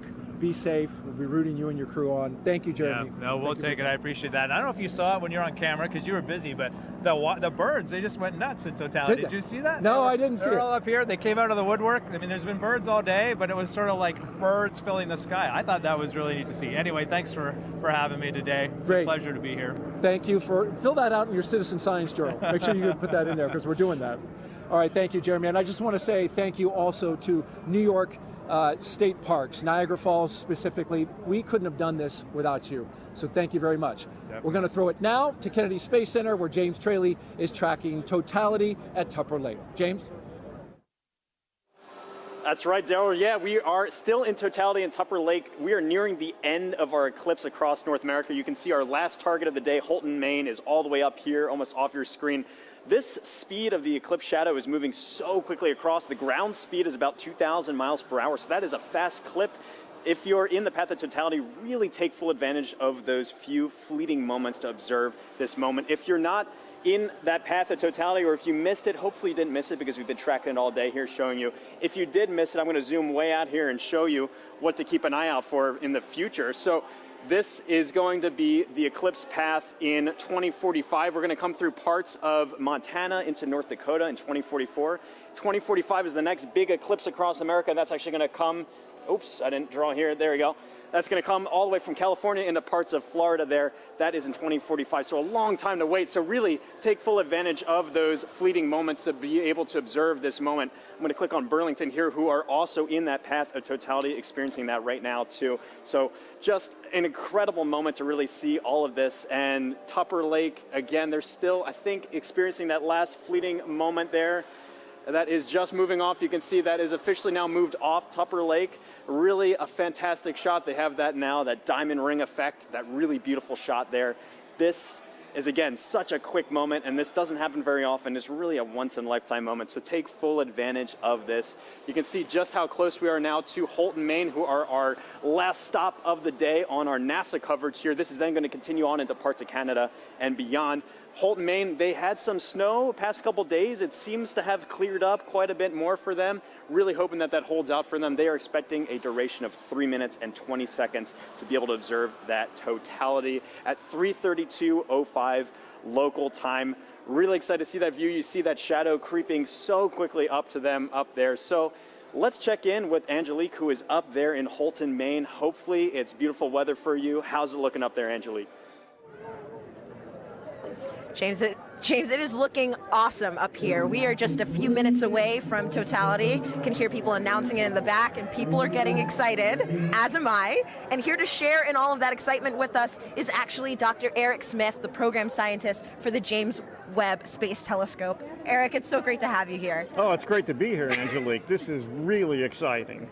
Eric, is this your first eclipse? This is the first totality I'm going to see, so I am super psyched, and I am delighted to be here in Maine to experience it. Yes, and so we've actually been kind of watching as it slowly gets closer and closer, right? And what are we're starting to feel it getting kind of cooler. We're seeing the shadows change. Yeah, we're seeing the light is definitely different from when the sun sets and the shadows get a little diffuse. Here they're still sharp, but the light is diminishing. Your brain tells that something different is happening. Something is definitely up. So, speaking of up, that's where the James Webb Space Telescope is. Sure. And what's interesting about the telescope is that it actually can't look directly at the sun, just like we can't. Yeah. Can you tell me a little bit more about why that is? Sure. We designed Webb to look for very faint things in the distant universe, so it's very sensitive for very faint things. Of course, the sun is very bright, and so we had to make sure that it could never look at the sun. We use solar power to power the spacecraft, but the telescope can't look at the sun.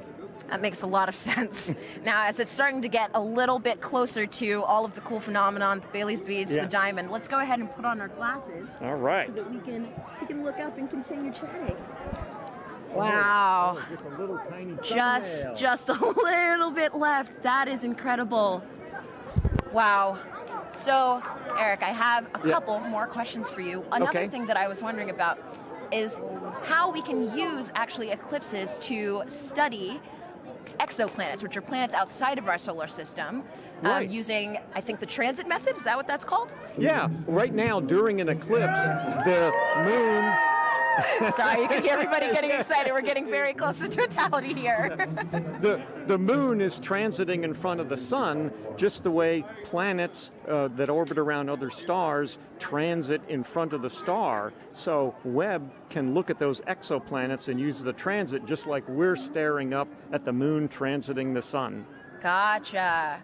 And so a transit is, like you said, literally just when something crosses in front of something else. That's right, transit. yeah. Okay, very cool. So throughout the broadcast, we've actually been able to see the eclipse through different telescope feeds. Can you tell me a little bit about what the difference is between, actually, we're going to go ahead. Oh, here we go. We're getting really close. Oh my gosh, it looks like just a few more seconds until we are in complete totality. Oh my gosh. Oh. 5, 4, 3, here we 2, go. 1. You can hear everybody cheering. This is incredible. So let's go ahead and take off our glasses. We are in totality now. Oh, you can see the coronal spikes. Amazing. That is beautiful. Incredible. You can see a planet in the sky that you couldn't see before. Oh, wow. And I think, is that one of the, oh gosh, the there's some drone. There's a drone up there in the sky, too. Oh, my goodness. Oh, wow. It's incredible. The rays that you can kind of just see coming off of the corona. Yes, yeah. Stunningly beautiful. Yeah, that's got it- to be one of the most amazing things I've ever And seen. you can see the gradation in the sky color Yes. down to the horizon, Oh too. my goodness. Yeah. I am seeing a bit of that 360-degree sunset. Yes, yeah. That is really cool. It's amazing. Even though we're in the total shadow Right. here, there's still the corona is still pretty bright. It is incredibly bright. You could read by the light of the corona. I think I would have some trouble reading, but I probably could. I could technically read something. So, Eric. Oh, and actually, we have the International Space Station flying over right now. So they are actually seeing not one, but two views of the eclipse. They're able to see not just the moon passing in front of the sun, but they're also able to see the shadow of the moon passing over Earth, which is absolutely incredible. I mean, I can hardly imagine a view being better than the one we have right now, but if there is one, it's probably on the space station. It's from the space station for sure. Wow. So yes, they're able to take some pictures of that, and that is just incredible. Just incredible. One of the things they told people to do if you're far away was to hear how nature changed, and it was interesting here. We're of course surrounded by a lot of people, just to hear their reaction when we went into totality. It's true, the humans in nature have not gotten quieter, but louder, I would say. But I mean, you can definitely hear the loudness has a different kind of character to it. There's almost like a, I mean, I don't know if wonder has a sound, but I think this might be it. Yeah. Hushed awe. Yes, hushed awe. That's wonderful. And I can see just one little red, I guess, like protrusion coming down little there. red spots almost. I noticed those too. That's cool. Now there are two. Yeah. Wow. That is just so cool.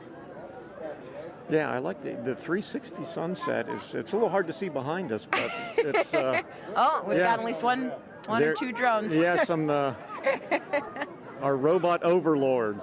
Of course. And so, Eric, I know that, I mean, clearly with the drones, people are starting to get involved in the eclipse, and I know that there are lots of ways that people can actually get involved. One of those ways is with citizen science. Right. Do you mind talking about some of those opportunities, how people can actually... Sure. We had citizen science programs where people could use their cell phones to take pictures during the eclipse. And we're getting ready to come out of totality. We're just putting our glasses on. And here we go. Oh, there it is. Oh, it's peeking out. Oh. Everybody is cheering. We have just made it to the end of totality. We're starting to see the sun just peeking back and it's out amazing. again. Now just look at the ground, how much brighter it's gotten. It is all of a already sudden. so much brighter. That is so wild. That was probably one of the most amazing but also fastest 3 minutes of my life. Yeah. I wish I could do it all again. Yeah. All right, well, that was incredible. Incredible to get to experience that here in Holton. Thanks so much to the city of Holton, and also thank you so much, Dr. Smith, for coming out and hanging out with us and experiencing this wonderful event. Oh, it was my pleasure, and congratulations to the city of Holton here for doing such an amazing job covering the eclipse. It was amazing. Well orchestrated. Above and beyond. Yeah. And I want to say, of course, a special thank you to photographer Dave Bowman, who has been giving us these incredible images from the telescope feed. And we're going to enjoy as the rest of the eclipse kind of ends here, going back in the direction that it came. And with that, we're going to send it back over to you, Megan.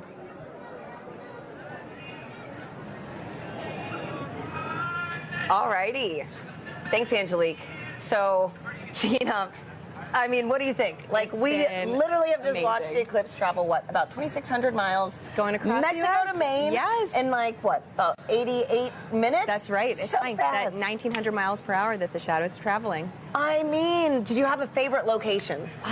For me, I think between Russellville and Dallas, just getting to hear some of my colleagues and their excitement too, it was amazing. Oh my goodness, yeah, no. So, I don't know, I have to be a little bit biased. We did have some cloud cover here, we did. But to see it with your real eyes was just... And we had that moment, which was We did, right? yes. It was amazing. And so it's really cool too, just to think about how millions of us now have this shared moment of what could be a once-in-a-lifetime event. It's true. And so, folks, we have time for some more questions from our viewers. And again, we have another great question from Mackenzie, who's in the 3rd grade. Okay. Let's roll it now.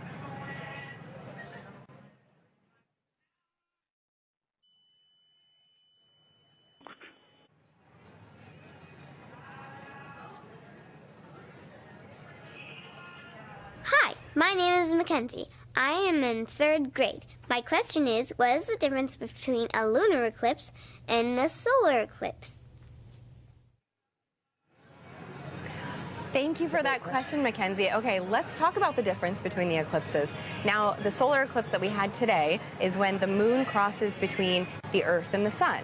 But we also get lunar eclipses, and a lunar eclipse occurs when the Earth crosses between the moon and the sun. So it's really about where the shadow is going. Today, we have the moon shadow projecting on the Earth. During a lunar eclipse, we have the Earth shadow projecting onto the moon. So that's the main difference there. That we just saw, too, those incredible views from space, That's you right, know, from to see that second perspective view. And so I've got another question for you right now. It's going to be Eli on Reddit, who wants to know, there are quite a few solar eclipses in the world every few years, so why is this one scientifically interesting?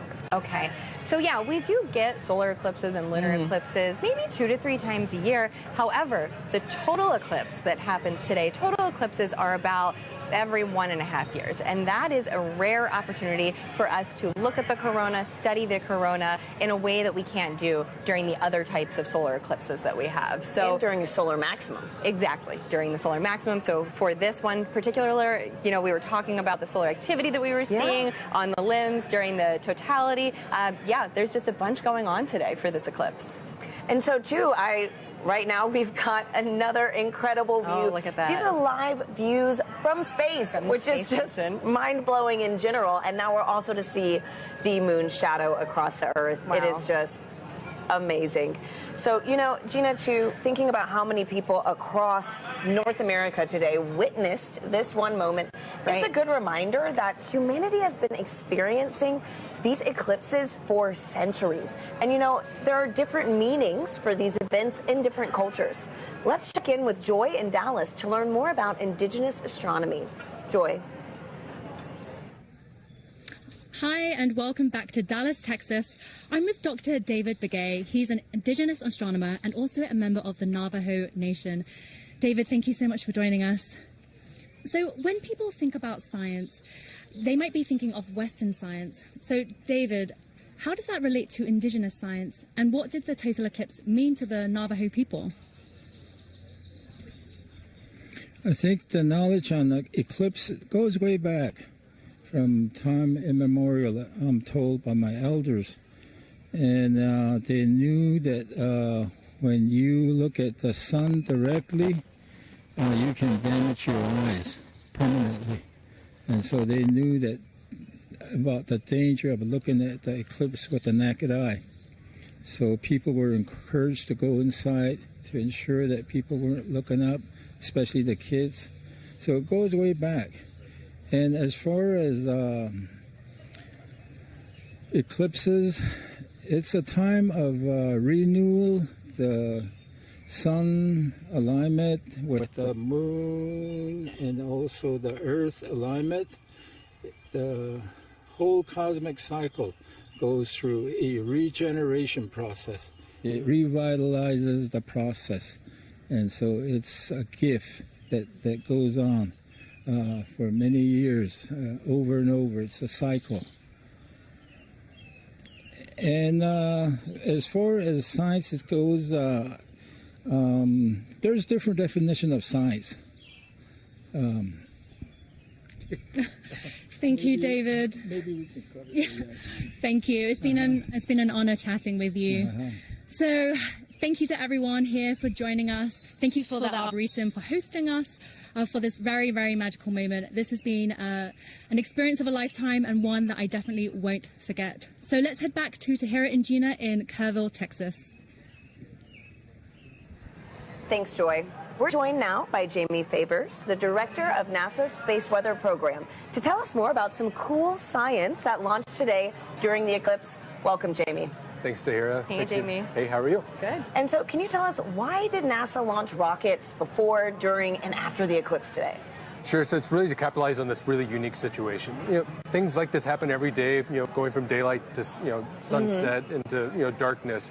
It happens so quickly that we can make these measurements one right after the next to really understand very precisely what's going on in the atmosphere. With sounding rockets, we can do that so quick back to back, the way we can't do with some of the really large rockets. Okay. Wow. So Jamie, how high did the rockets actually go, and what's special about this area of the atmosphere? Sure. And we just launched the second of those three just a few moments ago, and that's going pretty well so far. These particular rockets are getting about 250 miles above the surface, pretty close to right about where the International Space Station flies. And before you ask, everything's safe. We take care of the. And it looks like we've got a playback of that right now. Oh, wow. Perfect. Can you walk us through this? Sure. So from Wallops Island out in Virginia, on the Virginia Space Coast. So these rockets have multiple stages to them. So you're seeing one stage burn for a few seconds, then that drops off, and then the next stage will light to eventually take it all the way up to about that 250-mile mark above the surface to make those measurements in the upper atmosphere. Wow, that looks incredible. Yeah. Oh my gosh. Okay, and so what is that area of the atmosphere, and why do we care about it? Yes, it's the upper part of our atmosphere. It's called the ionosphere. That's really from a perspective of heliophysics, where we really see a lot of that interaction with the sun and the earth. We care about it because that interaction can change the way our GPS signals work, our communication signals work, and even up a little bit higher, we start to see the influence of the sun actually causing the atmosphere to change its density in a way that can impact the way satellites orbit the Earth as well. Sure. Okay. Great. And so, Jimmy, today we've been doing this fun poll, to see who is Team Sun, Moon, and Earth. What team are you repping today? Well, other than Team Science. Don't choose the wrong answer. Well, my bosses would make sure I go for Team Sun today for sure. Oh, man. Okay. Well, thank you so much again. Thanks, Jamie. And folks, it is time now to say goodbye to our friend, James Traley, who has made sure we've known where and when to look up all day. James, thank you. Yeah, thanks so much, Tahira. It's been fantastic tracking this eclipse across North America all afternoon with you. If you're still in the path of totality, you might be in a boat somewhere off the Canadian coast taking this all in. I hope you enjoy that view, that fleeting moment. We've made a big journey across. I can zoom out here on our eclipse board. You can see we started all the way down here in Mazatlan, Mexico. We've trekked all the way across and are now, like I said, breezing past Canada now into the Atlantic Ocean. It's been fantastic to track this. And if I turn on the shadow of our penumbra, you can see this highlighted area. Anywhere in there is still experiencing a partial eclipse. So if you're in that partial eclipse area, be sure to have your eclipse glasses at the ready so you can take in that fleeting moment. We just went outside a few moments ago here at Kennedy Space Center to take it in. It's fantastic, beautiful view. It's really cool to see. You got like a little chunk out of the sun there for us here, only about 50% coverage, but still fantastic to see. So really, it's been phenomenal. We've lucked out in general with the weather all of today too. That was the biggest concern I had going into the day here. It's been beautiful views up and down here, and so really fantastic to see this. Really been a lot of fun tracking this with our Eclipse Explorer. A big thanks again to our scientific visualization studio for putting this tool together. But for now, back to you, Tahira. And here with us now is NASA Chief Scientist, Dr. Kate Calvin. Kate, welcome. Hi, Kate. Hi, nice to be here. So happy to have you back here again. I know we had the pleasure of sharing the stage together for the annular eclipse. Right. Now, with today's total solar eclipse, can you tell our viewers what would you say is the #1 takeaway from today's events? I would say the #1 takeaway is that our universe is beautiful and understandable. We all got to experience this together today. We could predict when it would happen, and we did a lot of science today. That's great. So speaking of the science that was conducted, how does that fold into kind of the greater science that we're doing with NASA in the future? Yeah, so we did a lot of science today, and a lot of it really complements science that we do all of the time. So one of the things we were really looking at today was the corona. The moon blocked out the sun so that we could see that part of the sun's atmosphere. But we also have a mission called Parker Solar Probe that's orbiting closer and closer to the sun so that we can study the corona with that.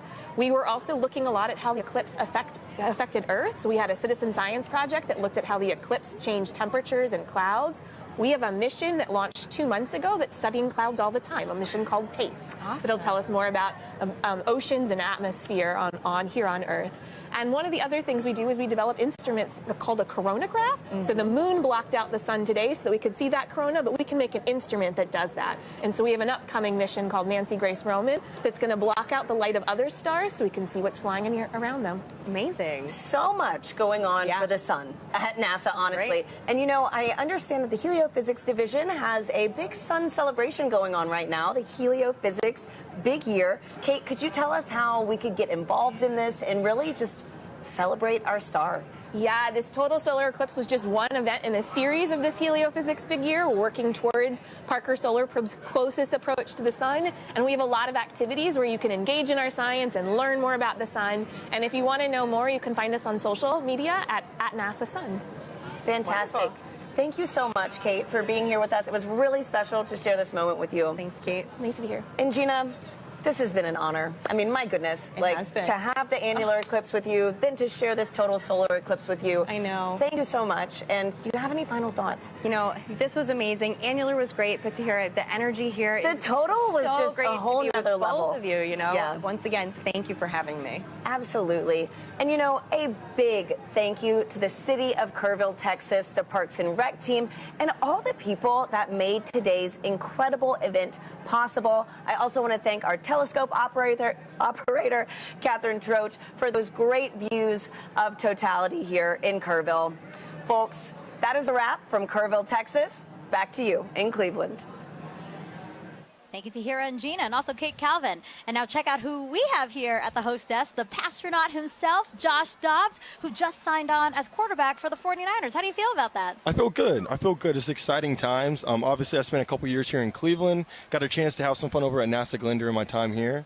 So it's cool to be back and taking the Eclipse Fest here in Cleveland, but looking forward to the future in San Francisco. I know NASA's doing some great work out there on the West Coast, so we'll be able to stay tuned to that as well. Yeah, so for people who don't know, the pastronaut nickname comes from some incredible plays you had last year, and also you have a background here with us at NASA with some externships, but also you're an aerospace engineer. So how did it feel being back here specifically in Cleveland to watch the total solar eclipse? It felt really good. When this event was put on my radar about a year ago in last off season, the eclipse is coming straight through Cleveland. We'd love to have you here. It's going to be a once-in-a-lifetime event to be able to experience it, especially right here on the beautiful Great Lakes, and obviously have some great weather today. So I marked on my calendar a year ago, and to make it back here and take it in, and get a chance to hang out with the city I spent 2 years in, it's been great. I think the biggest thing that I've enjoyed is just seeing the interest from the city of Cleveland and how many people traveled here to take in the event today, and to be able to then also go learn about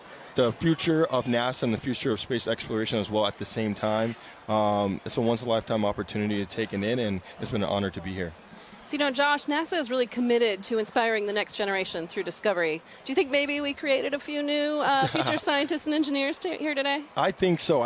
There's a wealth of youth walking around here and taking in not only obviously the blow-ups and the displays outside, but also the Great Lakes Science Center inside, and just seeing the history of the space program. I think that gives them perspective. And so that's just like NASA, that's been my approach. You know, I think the youth, obviously, is the next generation. They're going to have a tremendous impact on the world, and being able to inspire the youth out here and the youth across the country that if you have interest in STEM and also are really good at sports, you don't have to split your eggs. You don't have to split up your eggs, right? Like you can go out, put all your eggs in both baskets, and work hard to achieve those goals and dreams. Now, Josh, we have time for one other question. It's the most important question we're going to ask you. Okay. Who was the star today? Was it the sun, the moon, or the earth? Say the right thing, Josh. Say the right thing. Drum roll, drum roll. The star of the day was the moon. I gotta go with it. I gotta go with it. I gotta go with the moon. I agree. I do. All right. Well, I appreciate your honesty. Right. I appreciate your honesty, and I really appreciate you being here. Thank you so much, Josh, and it was great to have you here with us. Thank you guys for having me. All right. So we talked about this controversial but friendly competition. So actually, we asked you guys to vote. We have the results of that poll right now. Let us bring it up. Whoa!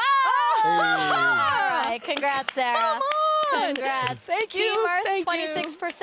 Team Sun, 26% as well. But Team Moon, 48%. Congrats, Team Moon. Go today. Team Moon. All right, again, thank you to everyone who participated. We were the real winners of today, though, those who got a show. But we're going to send it back over to Indianapolis for another really important interview. Thanks, Megan. We are back here in Indianapolis. It has been an incredible day, and it is not over yet. With me, I have Jake Bleacher, the Chief Exploration Scientist for NASA. Jake, welcome. I could not be happier to be here. How was that eclipse for you, really quickly? That was amazing. It's getting warm again. I still have my fleece on from when we were in Totality. That was incredible. Well, today has been all about the eclipse, all about the sun's light. And I want to pivot a little bit here because you're getting astronauts ready to go back to the moon, live and work there for the first time in 50 years. How the sunlight shines on the moon also very crucial to what we're trying to do there? Yeah, well, just like this eclipse, it's the celestial dance between the sun, the earth, and the moon. And when we go to the moon, we'll actually have instances of eclipses where the Earth will eclipse the sun. Wow. So it's something to think about. But we're really interested in the lighting in the South Pole. Our Artemis 3 mission will land astronauts at the South Pole. And there, because the moon has almost no axial tilt, the sun is always right along the horizon. Wow. And so high peaks have sunlight more than normal amounts of time, and low depressions have almost no sunlight or never see the sun. And so we think there might actually be water trapped there. Incredible. So one thing that we've talked a little bit about on the broadcast is space weather. And space weather is really important to understand, especially when it comes to the safety of our astronauts. Can you describe how the instruments Ursa and Hermes are actually helping keep our astronauts safe? Yeah, Ursa and Hermes are payloads, science instruments that we'll have on our Gateway. Gateway is going to be a station, a research station that orbits the moon, and astronauts can stop there on their way to the surface of the moon. And these payloads, or these science instruments, will be there to basically detect what the solar weather is like, what we call space weather. So that radiation that our astronauts will live in when they're actually there. So understanding your weather is the best way to be prepared for it. Absolutely. Well, you've given us a lot to be excited about. Jake, thank you for being here on this incredible day. I would not have missed it. Well, folks, that is all we have from Indianapolis. Thank you for joining us. It has been a wild ride, pun absolutely intended, and we've had an amazing time. So from all of us here, back to you guys. Thank you, Lauren. I did enjoy your pun. And now back here in Cleveland, we are joined by Jimmy Kenyon, director of NASA's Glenn Research Center. Thank you for joining us and for hosting us, really. Absolutely. Thanks for having us here. Well, so yeah, Glenn Research Center is right here in Cleveland, just down the road. The only NASA center in the Midwest, the only one in today's path of totality. Literally everything aligned for us to get a great show here. Absolutely. And it has been such a great show here. You could not have asked for better weather. And it's springtime in the Midwest. That's always a little bit of a debate, but you could not have asked for better weather. What a great outing. We're here with our partners at the Great Lakes Science Center, and which hosts our visitor center, so where the people are. And just a great opportunity to have everybody here and connect them with what we do. Yeah, you hosted this wonderful 3-day event here and invited the community and all your visitors in to come and explore and learn a little bit about Glenn. Why was that important to you? It's important, but, well, as you know, having a total solar eclipse pass over your community is, for most people, a once-in-a-lifetime opportunity. But to have a total solar eclipse pass over a NASA community like Right. Cleveland. Right. That's even more rare. But what it does is it creates such a great opportunity to connect people with what we do. Everybody is here paying attention to our planet, paying attention to the moon and the sun and how all of these things work, our solar system and our universe. And that just gives us a great opportunity to say, this is what we do. Right. And connect people with that. And you can't pass that kind of an opportunity up. Right. And speaking of all, like you said, the science, all this discovery that we're enabling today by the eclipse, let's talk more about the science, I know that nothing flies without Glenn. That's what you love to say, Jimmy. That's right. So can you explain the center's critical role within NASA? At NASA, Glenn, we work on aircraft propulsion, spacecraft propulsion, power for both aircraft and spacecraft, communications. We also work on materials and testing in extreme environments, but our core competencies of power, propulsion, communications. No aircraft and no spacecraft flies without those three things, and they never will. And so NASA Glenn is literally part of virtually every NASA mission. Well, Jimmy, thank you so much. I really appreciate you being here and, again, hosting us. This was a wonderful event. I know so many people joined us here and really enjoyed it because we were watching. We were looking out at the crowd. Yeah. Lots of smiles. So Yeah. really, thank you so much, you and the Great Lakes Science Center. And thank you for being here and being part of this with us and really putting NASA and NASA Glenn on the map here for us. Thank you, Jimmy. Thank Thanks so you. much. Have a great day. All right, and a big thank you to our whole team positioned across the path, from our correspondents to our experts and our telescope operators. We couldn't have done it without all of you. And Sarah, as we're taking again this aerial shot of the Great Lakes Science Center, so beautiful. Such a wonderful way to experience my first total solar eclipse. And I hope you had a good time too, because I know this isn't your first total solar eclipse. No, this is my second, but it was really great and special to be able to experience it with you and all the folks here. Yeah, we did notice that people right after, the people were like, whoa, they were trying to get out. There's a lot of really fun events happening in Cleveland, so there's a lot of people in downtown. So I hope that they took some time to look up today and really enjoy what they saw. Yeah, and not only all of the great views that we had, but we also really did some cool science today too. Yeah, really, really cool science. And actually, yeah, let's talk about that. NASA's heliophysics big year isn't over yet. We had the annular eclipse, then we had the solar eclipse, and now talk to us about what's happening in December. Yeah, coming up on Christmas Eve, in fact, Parker Solar Probe will make its closest approach to the sun, 3.9 million miles, which still seems like a long way to me, but apparently that's actually pretty close. Yeah, I can't believe that's happening. Again, just that it's all, we've been saying this all day, aligning. Everything is aligning for us to have a beautiful show. And so, yeah, Sarah, again, thank you so much. We watched this together, race across Mexico to Maine in only an hour and 28 minutes. And again, we have so much more to look forward to. So we hope you all stay with us as we continue studying our sun and how it affects us, from all of us here at NASA, where we make air and space available for everyone. Thank you for watching and enjoy the rest of your day.